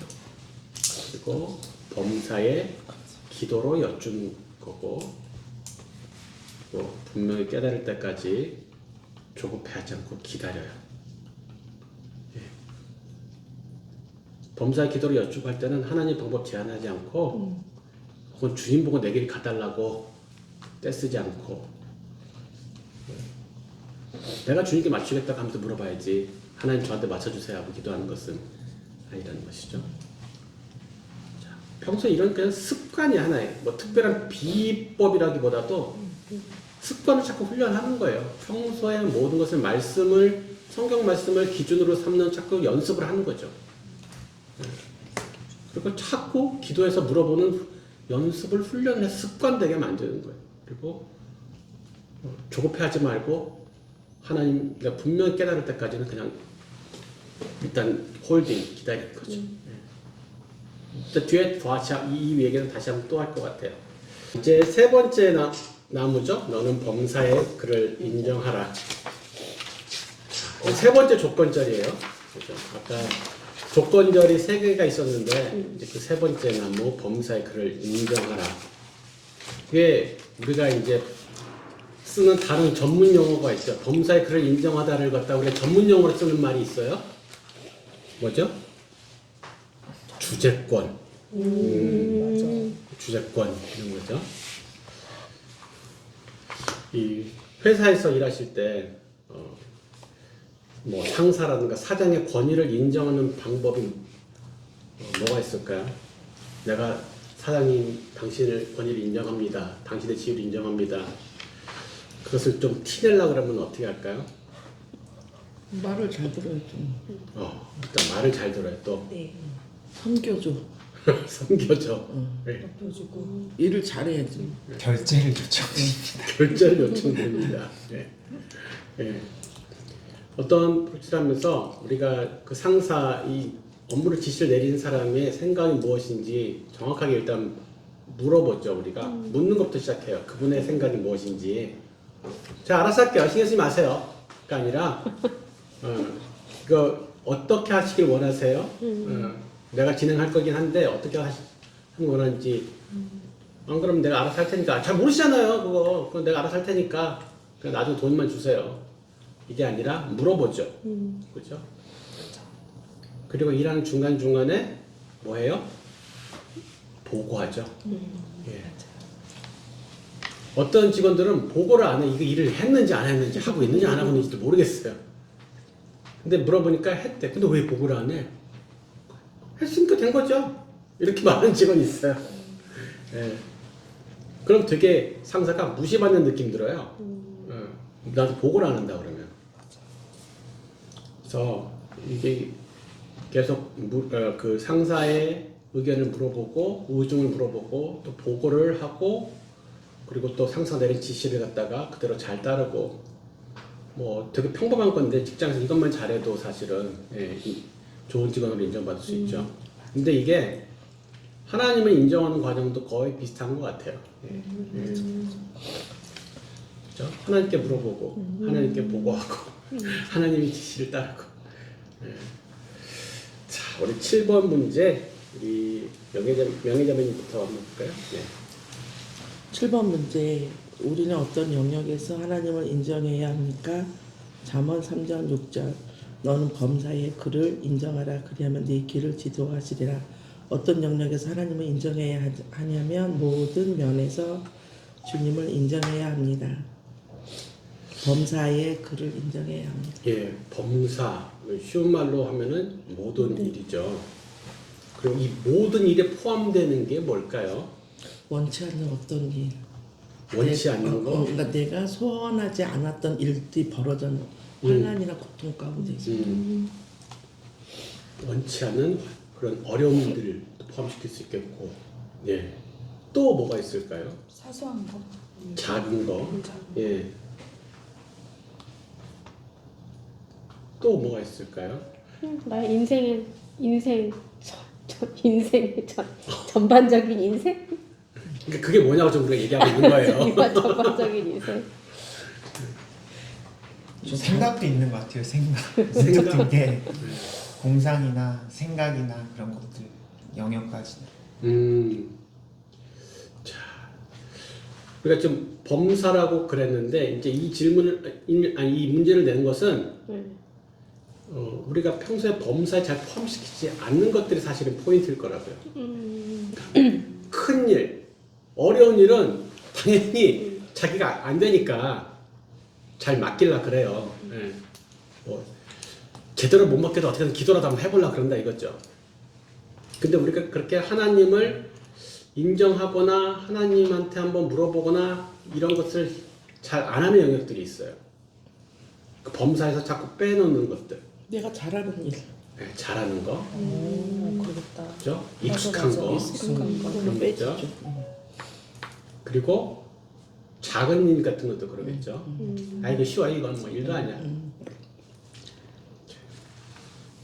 아이성이 커서 못 이긴 게 아니잖아요. 네, 아이성은 엄청 작았잖아요. 지은 이유는 작은 일이라고 쉽다고 네, 여호와를 의지하지 않고 나가서 그죠? 그래서 망했잖아요. 그러니까 그런 특별히 작은 일이라든가 내가 익숙한 일이라든가 잘하는 일이라든가 이런 것들일수록 사실은 이 범사에서 누락시키기가 쉽다라는 거죠. 그래서 당신의 삶에서 아직 하나님을 인정하고 있지 못하는 영역은 무엇입니까? 하면서 그럼 실제로 이걸 나눠보는 시간들을 가져야겠죠. 혹시 여기에 우리 동영 형제는 뭘 쓰셨어요? 저는 취미 활동이라고 썼는데요. 취미 활동. 취미 활동에는 하나님이 인정 못하신 거군요. 네. 취미 활동이 이거를 어떻게 그거를 하나님이랑 같이 포함시키기 어떻게 조합이라고 표현해. 아니면 그 영역 안에 그걸 넣을 수 있나? 그 개인적인 취사고 네. 그래서 내가 이런 취미 하는 게 하나님 뜻에 합당한가? 아무런 도움이 안 되나? 그냥 시간 낭비인가? 이런 거. 그렇죠. 이제 먹든지 마시든지 무엇을 하든지 주의 영광을 하라고 위해서 하라고 했으니까 사실 취미도 주의 영광을 위해서 하는 게 맞겠죠. 그러면은 어떻게 모든 취미가 전도와 양육으로 연결되지 못하면 또 그것은 아예 이거는 쓰레기다 이렇게 우리가 또 단정을 해야 될까요? 어떠세요? 취미 활동은 다 쓰레기야. 그걸로 네가 전도가 양육하는 게 아니라면 쓸데없는 일이야. 이렇게 해야 될까요? 삶이 너무 팍팍해. 근데 드라마 같은 것도 네. 저 예전에 책을 읽은 것 중에 있는데 그 복음이 아닌데 그 안에 드라마의 스토리 안에 복음적인 그런 게 담겨 있다는 거를 본 것 같아요. 그러니까 그 안에 예수님이라는 명확한 그건 없어도 그 스토리 안에 예수님이 행하신 그런 행함이 있다는 거를 책에서 읽은 것 같아요. 그러니까 그게 꼭 그것도 하나님이 관심의 영역이고 드라마나 어떤 문화 매체 안에 있는 내용 중에도 그거를 통해서도 사람한테 어떤 선한 일이 있을 수 있다는 걸 읽어본 것 같아요. 나는 우리 얘기 들으면서 우리 크리스찬 옛날 교회에서도 배웠는데 우리 크리스찬인들은 복음적인 영화가 아니어도 복음적인 드라마가 아니어도 뭐 TV에 무슨 복음적인 드라마를 몇 개나 해 사실 거의 안 하지. 그런데 우리는 그 드라마를 보더라도 그 안에서 하나님의 메시지를 찾을 수 있어야 된다. 그래서 순원하고 그냥 영화 보러 갔는데 내가 명량해전을 누구랑 영화를 봤어. 명량해전 안에서 우리가 적용할 수 있는 게 무엇이냐? 어떤 것도 거기 우리가 적용할 게 뭐가 있어? 하나님이 없는데 이런 식으로 대답을 하는 거야. 그래서 내가 몇 개를 먼저 얘기를 했어요. 깜짝 놀라는 거야. 어떻게 그걸 찾아나는 거지? 나 보면서 그게 보이던데 나 같아도 저렇게 하겠다. 나 같아도 박해일 같아도 내가 박해일이라도 나는 이 사람을 여기다 놓고 여기다 놓고 여기다 놓고 이걸 여기다 놓고 당연히 그렇게 놓지. 그 사람의 장점을 맞춰서 자기는 그냥 어머 너무 연기를 잘한다 이렇게 봤다라는 거예요. 그러니까 우리는 난 그렇게 들었어. 조회에서도 그렇고 그 책에서도 우리가 어떤 일을 할 때 이 취미생활도 해야지. 근데 그 안에서 하나님을 발견하고 우리가 그거를 증거할 수 있으면 됐다 그랬거든요. 그래서 그런 논들이 우리들에게 필요하다.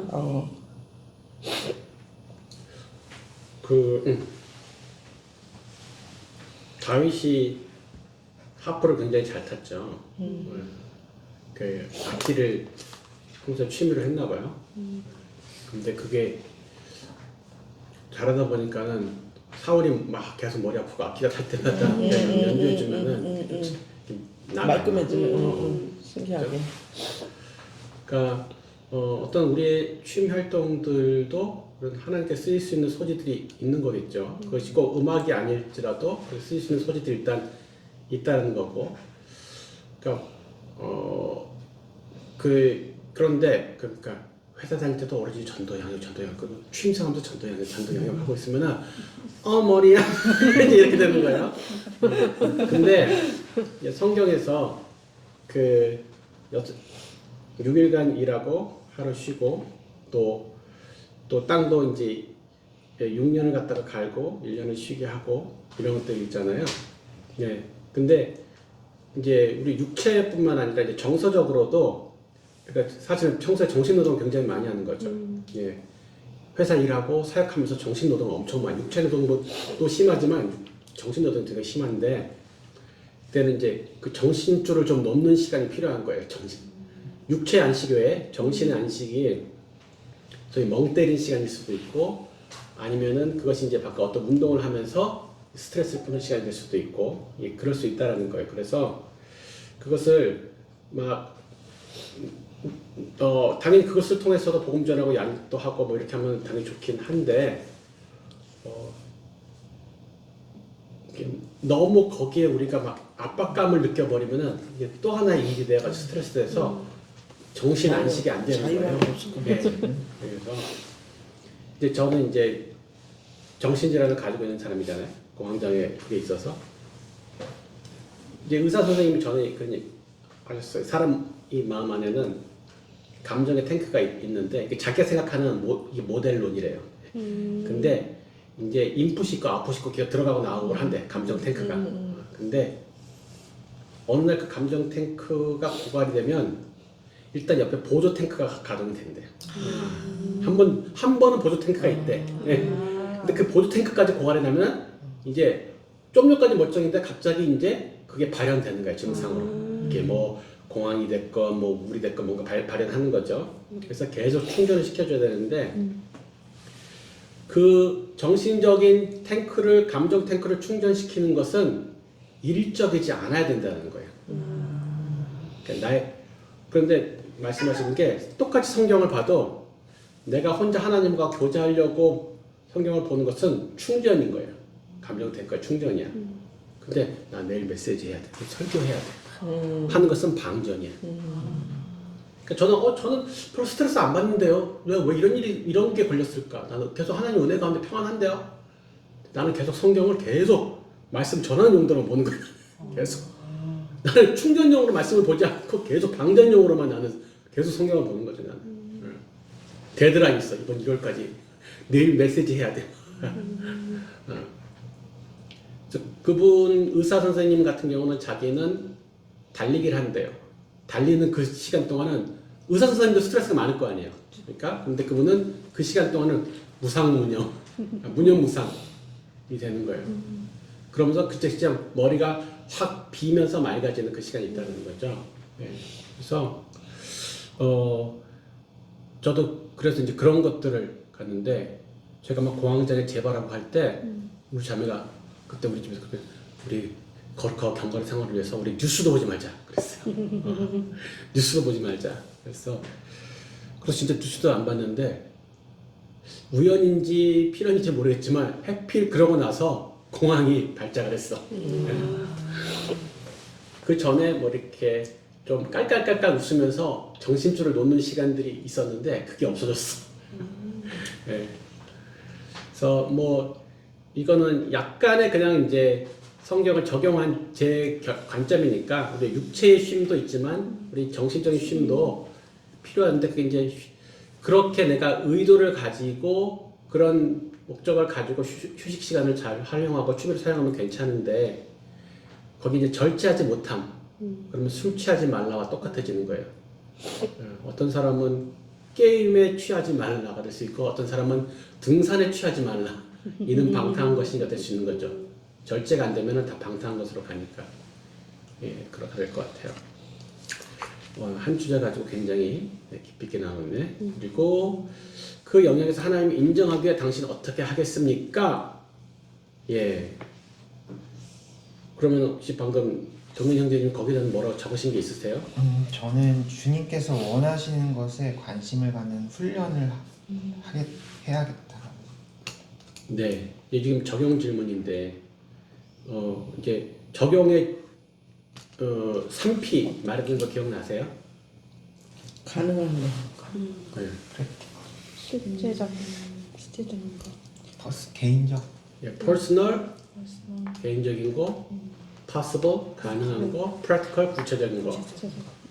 예. 그래서 방금 이제 어떤 취미 생활에 그런 게 나왔으면은 이제 그것을 어떻게 그러면은 유용하게 취미를 하면서도 과하게 방탕하지 않고 할지 그런 것에 대해서 구체적인 내용이 구체적인 그러니까 구체적이기만 하면 개인적이고 퍼스벌 할 것 같아요. 근데 지금 구체적이지 않은 거예요. 방금 대표 적용 같은 경우는 예를 들어서 뭐 취미 시간에 과도하게 넘어가지 않도록 계획을 세워서 딱 언제에서 언제만 하겠다라든가 뭐 이런 것일 수 있겠죠. 취미 생활로 인해서 내일 출근이 잘못 시간이 적용이 된다거나 취미 생활로 인해서 내가 영적인 어떤 일들에 방해를 받으면 안 된다고 그러더라고요. 그렇죠. 그게 너무 지나친 거죠. 그러니까 1시간만 테니스를 쳐야 되는데 5시간을 쳐서 내일 출근을 못 해. 그래서 회사에서 저 믿는 김명희 아유 하나님을 잘 믿어 출근하지 말라고 이런 식으로 출근 안 하면서 도장을 못 줘서 일을 못 했대. 그렇게 하면 안 된다라는 거지. 네. 그러니까 그런 게 우리한테 조율이 좀 필요한 거지. 어려워. 네네. 자, 이것도 어찌됐건 같이 공부한 수능들이 이렇게 구체적인 나눔을 할 수 있도록 이제 순장 인도를 해주시면 되겠고, 그래서 이제 범사의 하나님을 인정하는 삶은 어떤 것일까? 아까는 이제 다른 얘기를 했었고, 범사의 하나님을 인정하는 거. 아까 이제 뭐 어떻게 하면 우리가 사장님을 범사 인정하냐 그렇게 했을 때 뭐 하나님이 그 상사의 요즘을 물어본다, 보고 드린다, 지시를 따른다 뭐 이렇게 했었잖아요. 근데 일단 주재권을 인정하지 않는 하나님을 인정하지 않는 가장 대표적인 현상이 무엇이냐면 불평이에요.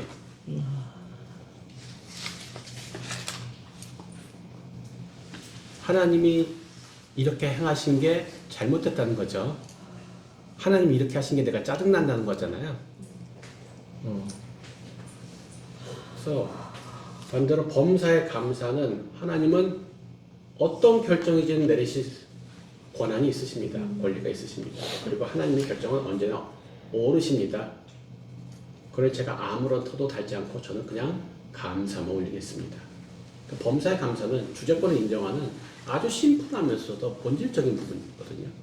그리고 범사의 기도를 하고 범사의 말씀 따라 실제적으로 선택하고 결정하는 것. 아까 상사에게 하는 거하고 비슷하죠, 이런 거는. 근데 좀 다른 것은 범사의 감사. 그러니까 주재권을 인정하는데 아주 핵심적인 영역이 들어갈 수 있겠죠. 자, 이제 조건절에 해당하는 나무 3그루가 끝났어. 이제 약속절 나무 1그루 남았죠. 네 길을 지도하시리라. 근데 이제는 뭘 얘기할까요? 어떻게 인도하시겠냐 얘기하겠죠. 인도하는데 뭐 어떻게? 하나님이 우리가 이제 길을 갖다 물어볼 때, 그래서 어이 저 선생님 길 좀 묻겠습니다. 저기 어떻게 해야 됩니까? 이쪽으로 가봐요. 이렇게 하는 경우 많죠. 근데 어떤 분은 그거 찾기 어려워서 내가 같이 가드릴게. 그래서 딱 그 앞에 들어주신 분이 계세요. 네. 하나님은 어떤 식으로 인도하실까요? 같이 가주시겠지. 그렇죠. 이쪽으로 가봐. 그러실까 우리 하나님이? 아까 처음에 시작할 때 뭐라 그랬어요? 하나님의 인도하심을 받는 것은 하나님과의 교제의 과정이라 그랬죠. 하나님과의 교제의 과정. 그냥 정답 따먹는 과정이 아니라는 거죠. 그 결론만 얘기 하나님. 그러니까 뭐라고? 결론이 뭐라고? 어디로 가라고? 이게 아니라 삼성과 LG가 어떤 걸 가라고요? 빨리 이런 게 아니잖아. 그러니까 하나님은 우리와 교제하는 과정을 통해서 인도하시기 원하시는 거고 함께 동행하면서 인도하시는 걸 원하는 거죠. 자, 8번 누가 하실 차례죠? 우리 진숙자매님 하실 차례죠. 네, 하나님께서는 그분의 뜻을 분별할 수 있도록 어떤 방법을 주셨습니까? 시편 말씀에는 주의 말씀은 내 발의 등이요 내 길의 빛이니이다. 말씀과 빛을 주셨습니다. 그리고 고린도전서 2장 12절은 우리가 세상의 영을 받지 아니하고 오직 하나님으로부터 온 영을 받았으니 성령님을 인도하시고 받았습니다. 네. 성령. 너무 뻔한 두 개가 나왔는데 네. 뻔하지만 이것밖에 없는 거죠. 뭔가 쌈박한 신선한 답을 원하지 마세요. 그게 잘못된 답이야. 하나님의 뜻을 분별하고 인도받는 새로운 신선한 방법을 내가 가르쳐줄게. 그게 이단이고요. 이 뻔한 답, 말씀과 성령이 답이에요. 아무리 뒤져도 이거예요. 그죠? 말씀과 성령이 하나님 뜻을 분별하는 두 가지 메인 도구란 말이죠. 그러니까 아까 뭐라 그랬어요? 하나님의 뜻을 연구하는 그 과정이라 그랬잖아요. 이게 인도함 받는다는 게 지각을 연단해서 말씀을 자꾸 연구하는 거. 예. 말씀을 연구하는 게 인도함을 받는 거예요. 말씀을 안 보고 인도함 못 받아요. 성경은 맨날 잠잘 때 비결어만 쓰고 인도함은 절대 받을 수가 없는 거예요. 일주일에 한 번씩 먼지 털고 주일날 이렇게 딱 껴안고 교회 가는 사람은 인도함을 받을 수가 없어요. 그걸 뭐 1년치, 10년치 한꺼번에 인도함 받으려고 하는 것도 욕심이에요. 그냥 한 걸음씩 가는 거예요. 한 걸음. 오늘 인도함 받고 큐티가 그러죠. 오늘 하나님에게 뭐라 말씀하시느냐 그런 거죠. 근데 성경에 이미 기록된 하나님 뜻이 있어요. 분명해. 물어볼 필요가 있어요? 없어요? 없어요. 기도해보고요. 뭘 기도를 해요? 하기 싫어의 다른 표현이죠. 기도해보고요. 진짜 그랬네. 하나님 뜻이 분명한데 괜히 기도해본다고 대놓고 거절하는 거죠. 그래서 반복해서 얘기하지만 하늘에서 뚝 떨어지는 게 아니다. 하나님 뜻은 말씀을 연구하고 묵상하고 그것을 삶에 반영해서 행동하는 전 과정을 통해서 그래서 가장 좋은 방법은 BBB에서 하는 적용 중심의 성경 공부다. 네. 네. 적용 중심의 성경 공부가 그 지각을 연단하는 훈련이에요. 그러니까 단순히 지적 활동뿐만 아니라 적용을 하니까 삶에 그것을 내가 묵상하고 연구해낸 것을 갖다가 삶에다 반영시키는 거잖아요. 그게 이제 하나님의 뜻을 말씀을 가지고 분별해가는 훈련을 하는 거죠. 그리고 성령님, 네, 그죠? 성령님이 없으면은 일단 말씀도 안 밝혀지죠. 그죠? 성령의 기름이 없으면 말씀의 등에 불이 안 붙죠. 그래서 두 가지인데, 그런데 이제 구원 문제에 한 가지 문제가 우리에게 있다는 것이 나오네요. 영경대리님. 당신이 이해할 수 없는 상황에 대해서 당신은 어떻게 해야 합니까? 말씀에 따르면 믿음으로 구하고 의심하지 않아 된다. 네. 조금도 의심하지 말라. 이제 이 포인트를 이제 우리가 답을 할 때 잡아야 되는데 지혜를 구하라. 예. 지혜를 구하라. 지혜를 구하라. 내가 이해할 수 없는 상황은 이해할 수 있는 지혜를 구해야 된다는 거죠. 네. 이해할 수 없는 상황은 잘못된 상황이 아니라 왜냐면 내 레벨을 넘어선 상황이라서 내가 이해가 안 되는 거잖아요. 그러니까 어떻게 하늘의 지혜가 임해야지 그 상황이 깨달아지거나 이해가 되겠죠. 그래서 기도를 하는 건데 특별히 하나님의 뜻을 알 수 있는 지혜를 구하는 기도가 이제 필요하다는 거예요. 아까 말씀, 성령, 기도 이렇게 가는 거예요. 근데 이제 지혜라는 것이 무엇이냐는 거죠. 이 지혜라는 것이 어떤 지혜를 말하는 것이냐?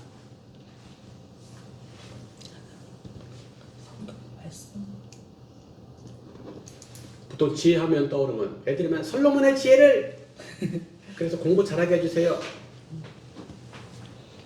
이렇게 솔로몬의 지혜는 공부 잘하는 지혜는 사실 아니죠. 그것도 무엇이 옳은 것이고 그른 것이고 어느 것이 하나님의 뜻인지 아닌지를 분별하는 사실 지혜란 말이죠. 그래서 백성을 재판하는 지혜를 달라고 한 건데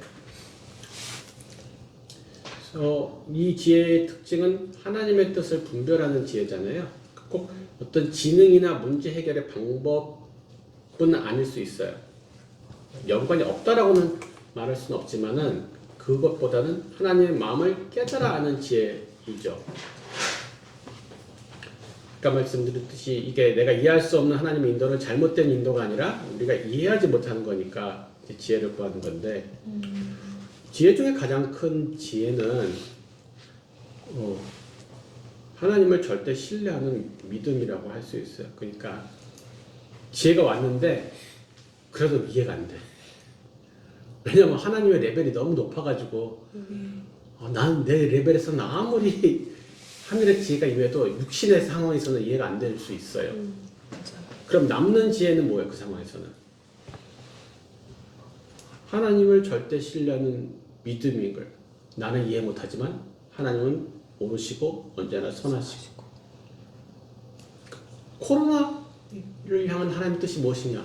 수많은 사람들이 얘기하지만 어느 말이 맞는지 어떻게 알아요? 하나님은 하나님 뜻대로 계획이 있으시겠지. 그리고 오늘 우리가 거기에 어떻게 반응해야 될지가 중요한 부분이지 하나님은 왜 코로나를 갖다가 만드셨을까? 여기에 힘 빼는 것은 그닥 지혜롭지는 않아요. 결국은 추측이거든요. 답이 안 나와. 그리고 한 가지 사유만도 아닐 거라고요.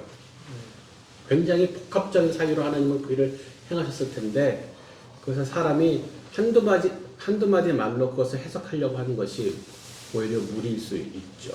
그래서 어쨌든 하나님에 대한 절대 신뢰와 오늘 우리가 여기서 그럼 반응해야 될 것은 무엇이냐? 코로나의 하나님 뜻이 뭔지 모르지만 모이기를 패하지 말고는 하나님의 뜻인 게 분명하니 우리는 모이기를 패하지 말아야겠다. 이게 지혜이죠. 예.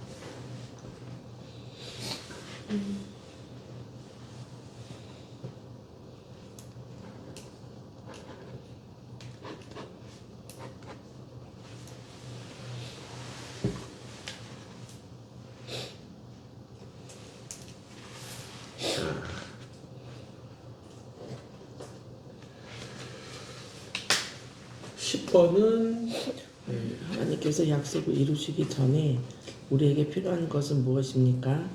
히브리서 10장 36절 너희에게 인내가 필요함은 너희가 하나님의 뜻을 행한 후에 약속하신 것을 받기 위함이라. 우리에게 필요한 것은 인내입니다. 씨앗이 심어지는 어느 순간의 열매를 시간에 지나 열매를 맺으니까 이 시간 안에는 우리에게 인내가 필요하다. 지금 이제 기도하심을 받는 세 가지 방법이 앞에 나왔었죠. 말씀, 성령, 기도. 네 번째 방법이 인내란 말이에요. 하나님의 인도하심을 잘 받는, 하나님의 뜻을 잘 분별하는 네 가지 방법을 말했는데 네 번째가 인내. 특이하죠. 그러니까 분별만으로는 부족한 게 있어요. 이거냐 저거냐를 분별하는 것만으로 충분치 않다는 거예요. 언제 또 우리가 알아야 되고 문제는 언제인지 알 수 없는 경우가 훨씬 더 많다는 거예요. 이건지 저건지는 알 수 있어. 근데 언제인지를 알 수 없는 하나님의 뜻과 약속은 분명한데 그 시기에 대해서 알 수 없는 경우가 너무 많다. 그래서 인내함이 없으면 인도함을 못 받는 거죠. 인내는 믿음의 핵심 구성 요소죠. 그러니까 인내가 없으면 믿음이 구성이 안 되고 완성이 안 되기 때문에 하나님 기쁘시게 할 수도 없죠. 인내하지 못하면서 자기 총명을 의지하는 사례가 성경에 어떤 것들이 있을까요?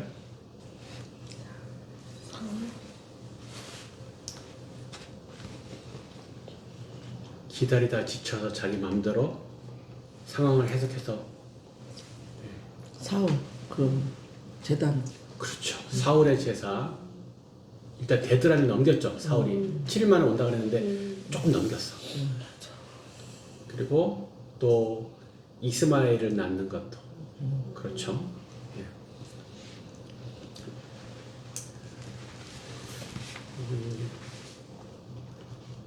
하나님의 인도하심을 받는 일에 있어서 조급함은 적이다. 사실 우리의 마음을 선택하고 결정이 하나님의 뜻을 깨달아서가 아니라 조급함에 기다릴 수 없어서 하는 선택들이 많아요. 인내의 압박을 견디지 못해서 도피적 결정을 하는 경우도 많고, 인내 없는 열심은 때론 재앙이 되기도 하죠. 그 하나님을 경험하는 삶, 그 책도 되게 중요하거든요. 그 책 하나님을 관계 가운데서 계속 경험해 나가고 하는 건데, 그 하나님의 뜻을 확인하기 위해서 되게 중요한 부분이 모를 때 가만히 있으라는 거예요. 뭐라도 해! 우리는 그러자. 가만히 있지 말고 뭐라도 해! 모르면은 원래 알고 있는 뜻 가운데 머물러 있으라는 거죠. 우리는 기다리는 것은 뭔가 시간 낭비라는 생각을 하잖아요. 근데 기다림은 시간 낭비하고 그냥 멍 때리고 있으라는 시간이 아니거든요. 기다림은. 인내는 원래 내가 알고 있어서 순종하던 일을 지속하는 과정과 동시에 그 인도하심을 탐색하는 시간이에요. 예. 그렇구나. 그리고 그게 하나님과 교제하는 시간이 되고, 그러니까 그게 막 힘들고 수고로운 과정으로 우리가 받아들이지 말고 하나님과 교제하면서 인도하는 과정을 즐길 수도 있는 거죠. 하나님이 가장 좋으신 때에 가장 좋은 방법을 알려주시겠지. 내가 정한 시간이 아닐지라도. 근데 우리 막 애인하고 막 한참 달달구리 할 때, 이 데이트할 때는 시간 가는 줄 모르고, 오늘 데이트 3시까지 한다며. 왜 3시 반인데 왜 더 하는 거야? 이러지 않잖아요. 그것도 안 따지고 그냥 같이 그 애인이랑 같이 보낸 시간 자체가 좋으니까 3시간, 4시간 그냥 계속 가는 거죠. 그런 것처럼 하나님과의 교제하는 과정을 그냥 즐기고 있으면, 하나님 데이트 언제 나 언제 집에 보내줄 거야? 빨리 데이트 언제 끝낼 거야? 이러고 있지 말자는 거죠, 하나님한테. 그래서 네 번째 나무를 4가지 가지를 정리해보면 말씀과 성령과 기도와 인내 이런 거죠. 특히 기도에 있어서는 그 지혜를 구하는 기도였는데, 가장 중요한 것은 하나님을 신뢰하는 그 믿음이 지혜의 중요한 포인트가 될 수 있다는 거죠. 꼭 어떤 지능, 머리에서 팍 스파크가 터지면 팍 깨달아지고 막 그런 게 아닐 수도 있다는 거예요. 하지만 내가 다 이해가 안 돼도 하나님 내가 신뢰할 수 있으면은 그거는 지혜인 거예요. 자, 외워쓰기를 하라 그러면 진짜 외워쓰기를 하셔야 되고, 적용을 여기서 당신의 현재 삶에서 하나님의 인도를 기다리고 있는 것을 기록하십시오. 그것에 대해 당신 하나님을 의뢰하면서 무엇을 하고 있습니까? 자, 이걸 배우기 전에 이것을 적었다면 다르게 적었을 거예요. 왜냐면 계속 하나님 동쪽으로 갈까요? 서쪽으로 갈까요? 뭐 이렇게 그런 인도하심을 우리가 구했을 거란 말이죠. 그러나 이제는 배웠으니까 여기 다르게 적을 수 있겠죠.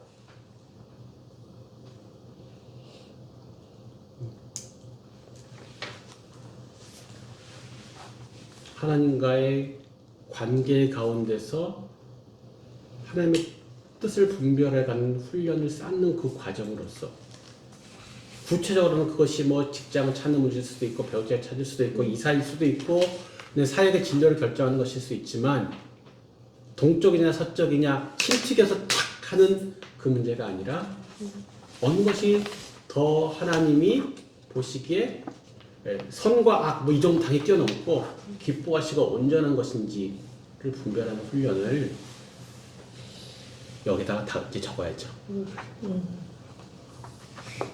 내가 그런 훈련을 어떻게 하겠습니다. 라고.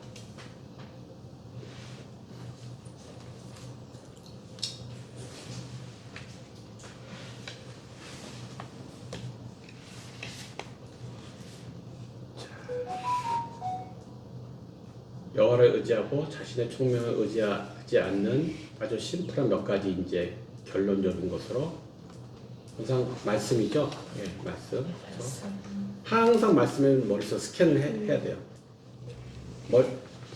나 옛날에 그 정병 목사님 옛날에 괜찮은 시절에 얘기하신 것 중에 자기는 어렸을 때부터 계속 집에서 성경을 많이 익혀가지고 머릿속에 성경이 이렇게 다 들어가 있대요. 그래서 비행기를 타거나 이렇게 하면 다 기대가지고 눈을 감고 머릿속에 성경을 갖다 한 장씩 넘긴대, 눈 감고.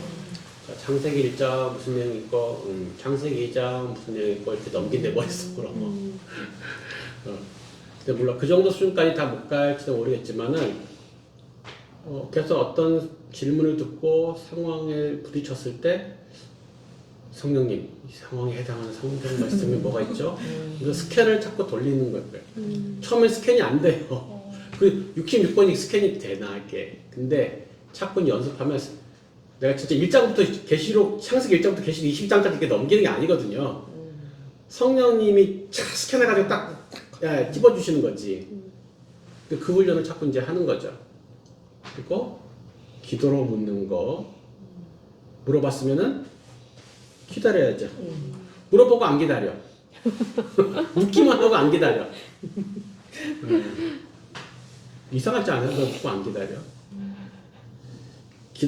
기다렸으면은 응답 받은 대로 그럼 해. 응답을 받았는데 마음에 안 들어. 그래서 또 받은 대로 안 해. 그럼 뭐 하자는 거야? 물어보지를 말던가 듣지. 예. 근데 다들 하여튼 그렇게 재밌는 신앙생활들 다들 하고 있죠. 예.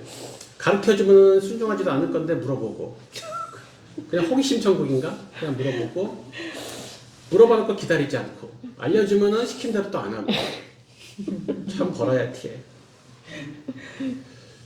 근데 그것이 자신의 총명을 의지하는 것이고 반대로 여호와를 의지하고 자신의 총명을 의지하지 않는다는 게 항상 말씀, 항상 기도를 묻고 응답을 기다려서 응답 받은 대로 한다. 뭐 너무 심플하잖아요.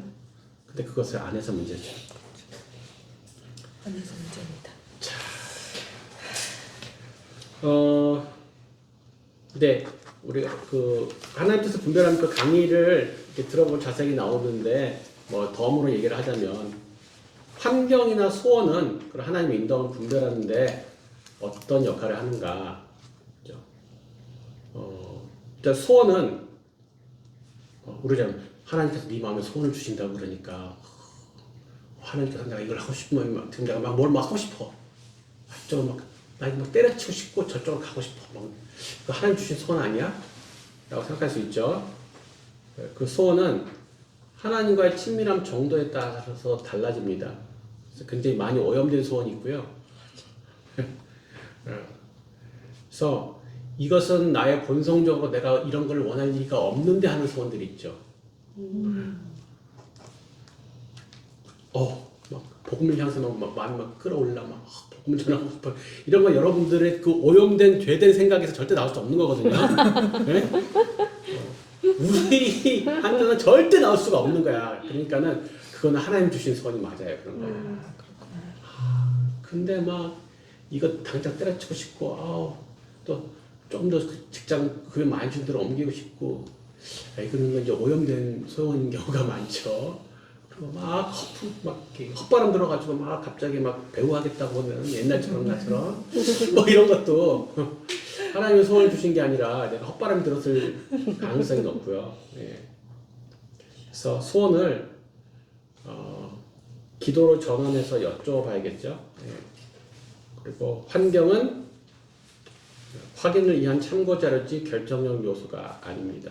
뭐 하나님의 뜻이면 문을 열어주시고 뜻이 아닌 문을 닫아주세요. 그런 기도 하지 말라고 제가 말씀드렸어요. 자, 지금 하나님의 뜻은 지각을 사용해서 연단해서 분별하는 거라고 했죠. 근데 방금 환경으로 문 열어주세요, 닫아주세요 하는 것은 굉장히 게으른 발상이에요.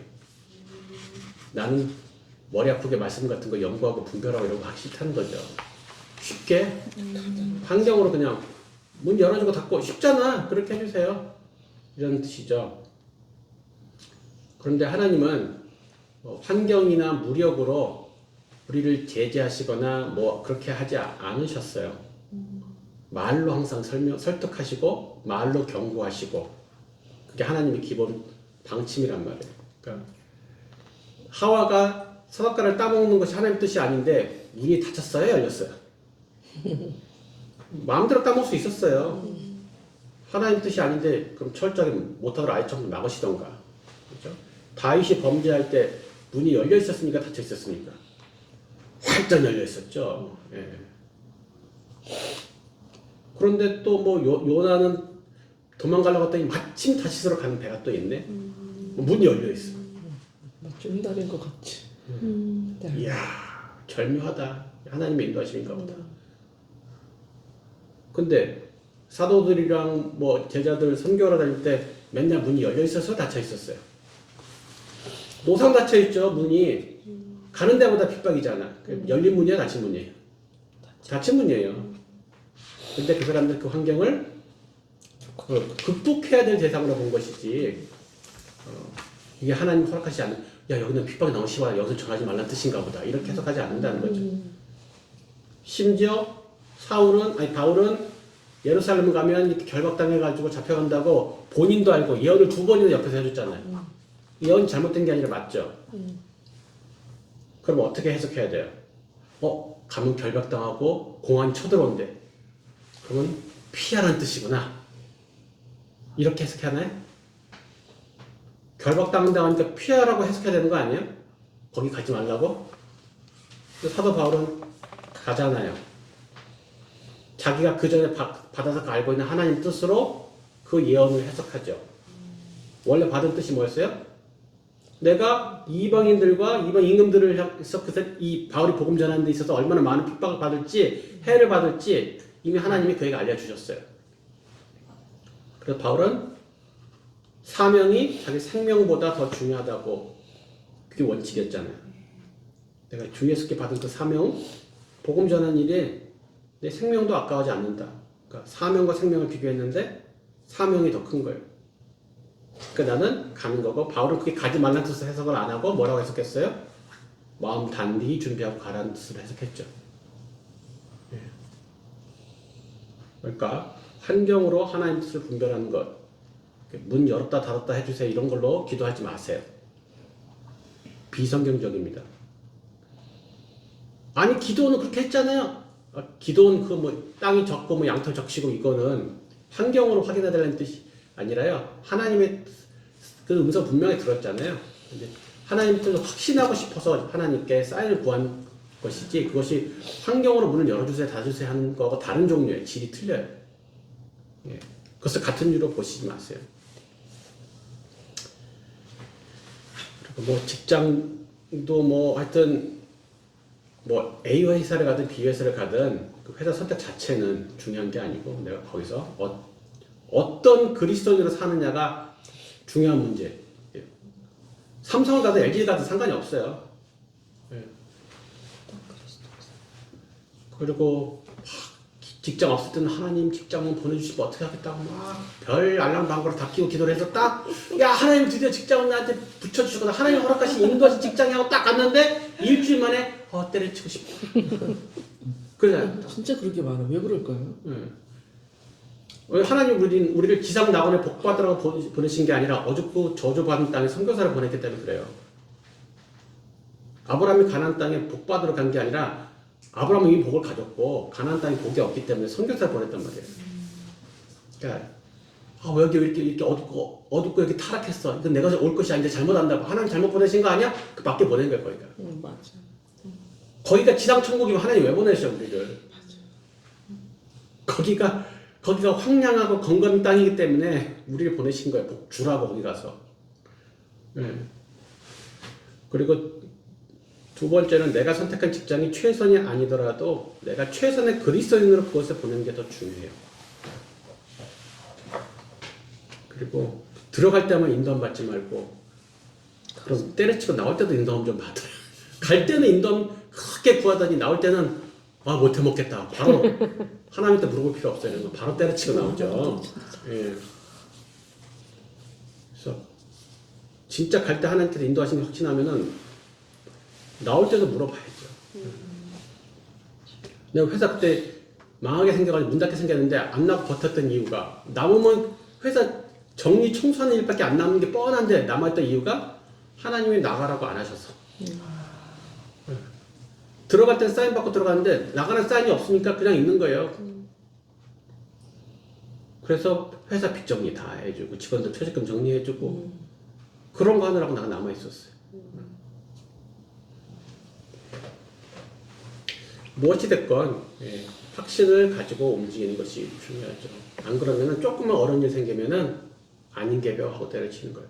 그게 결혼이건 직장이건 선교건 확신 없이 가면은 조금만 어려우면 여기가 아닌가 봐요. 확신하고 가면은 어려움이 있어도 원래 그런 거야. 제가 중국에서 19년 있었을 때 안 어려웠겠어요? 어려웠죠. 근데 그 어려움은 그냥 있는 거예요, 원래.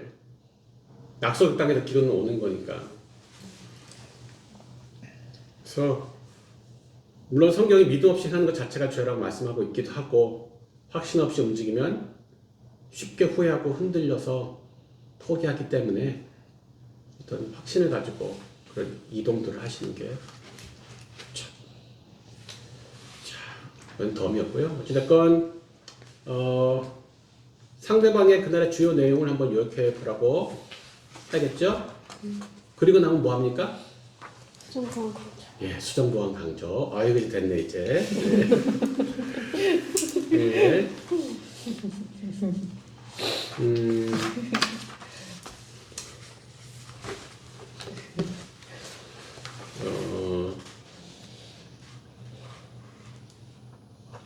이걸 아까 내가 아까 말까 하다가 건넜더니 그렇게 해드리는 게 좋을 것 같은데, 이제 인도하시면 보통은 이제 우리가 이제 말씀, 기도, 그리고 리더라든가 공동체 사람들과 함께 나누고, 또뭐 환경도 물론 참고로 보고, 그리고 이제 보통 일반적인 인도하심은 이런 걸로 이제 하는데, 특수 인도하심이 있어요.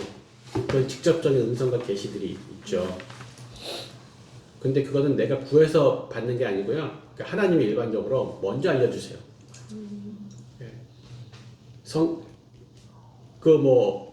바울이 마게도냐를 가는 것은 자기가 물어본 게 아니에요. 자기는 원래 가지고 있던 하나님의 큰 틀 안에서 전략적으로 선교하고 있었단 말이죠. 근데 그게 막히잖아요. 이상하다. 왜 막히지? 예수의 영이 허락지 아니야, 신지라. 그러다가 이것은 일반적인 전략과 원리에 따라서 갈 길이 아니라 여기서는 좌회전해야 돼 라는 사인을 주실 때는 하나님 직접적으로 미리 나타나서 말씀하시죠. 예. 그러니까 저도 그랬어요. 저도 2009년에 직장도 없고 사역도 없고 백수가 된 거예요. 직장도 백수, 사역도 백수. 사역도 말아먹었어요. 근데 말레이시아에 있는 중국인 선교사 훈련센터를 한번 갔다 왔는데 거기서 나 같은 인재가 너무 필요하대. 민호 형제님 여기 와시면 저희는 천군만마를 얻은 것 같지만 그래서 말레이시아 한번 갔다 와. 한 6개월만 1년만 어차피 놀고 있는데 그랬을 때 엉덩이가 들썩들썩 하는데 새벽에 하나님께서 딱 한마디 하셨거든. 가만히 있어. 가만히 있어. 끝이야 그게. 그거 얘기 안 해주면은 내가 거기서 좌회전 틀어가지고 가니까 하나님 너 좌회전 틀지 말고 그냥 거기서 직진하고 있으라는 거야. 상해에서 갔으면은 상해가 지금의 모습으로 남아있지 않았겠죠. 제가 또 아는 한 선교사님은 인도네시아 선교사를 7년 하셨는데 끝내고 미국으로 가려고 짐 다 싸고 준비 다 끝났어요. 출발하기 직전인데 하나님이 역시 직통계시로 가지 말라고 얘기하실 거예요. 그래서 이분은 완전 완전 보수 쪽에서 자라신 분이기 때문에 하나님이 그런 식으로 말씀하신다는 것은 생각도 해본 적도 없고 믿지도 않았어요. 그래서 하나님이 직접적으로 이렇게 말씀을 하셨다는 가지 말라고. 그래서 쌌던 짐을 다 풀었는데 이분은 충격이었죠. 아니 하나님 이런 식으로 얘기를 하신다고? 근데 다 언제나 그런 것은 사람이 물어봐서 알려주시는 게 아니에요. 그런 것들은. 하나님이 필요할 때 선제적으로 알려주시는 것들. 이삭이 애굽으로 내려가려고 그럴 때 하나님이 그때 나타나서 가지 마라. 근데 그건 내가 있으라는 데 있어. 이렇게 말씀하시죠. 그런 상황들이 훨씬 더 많아요.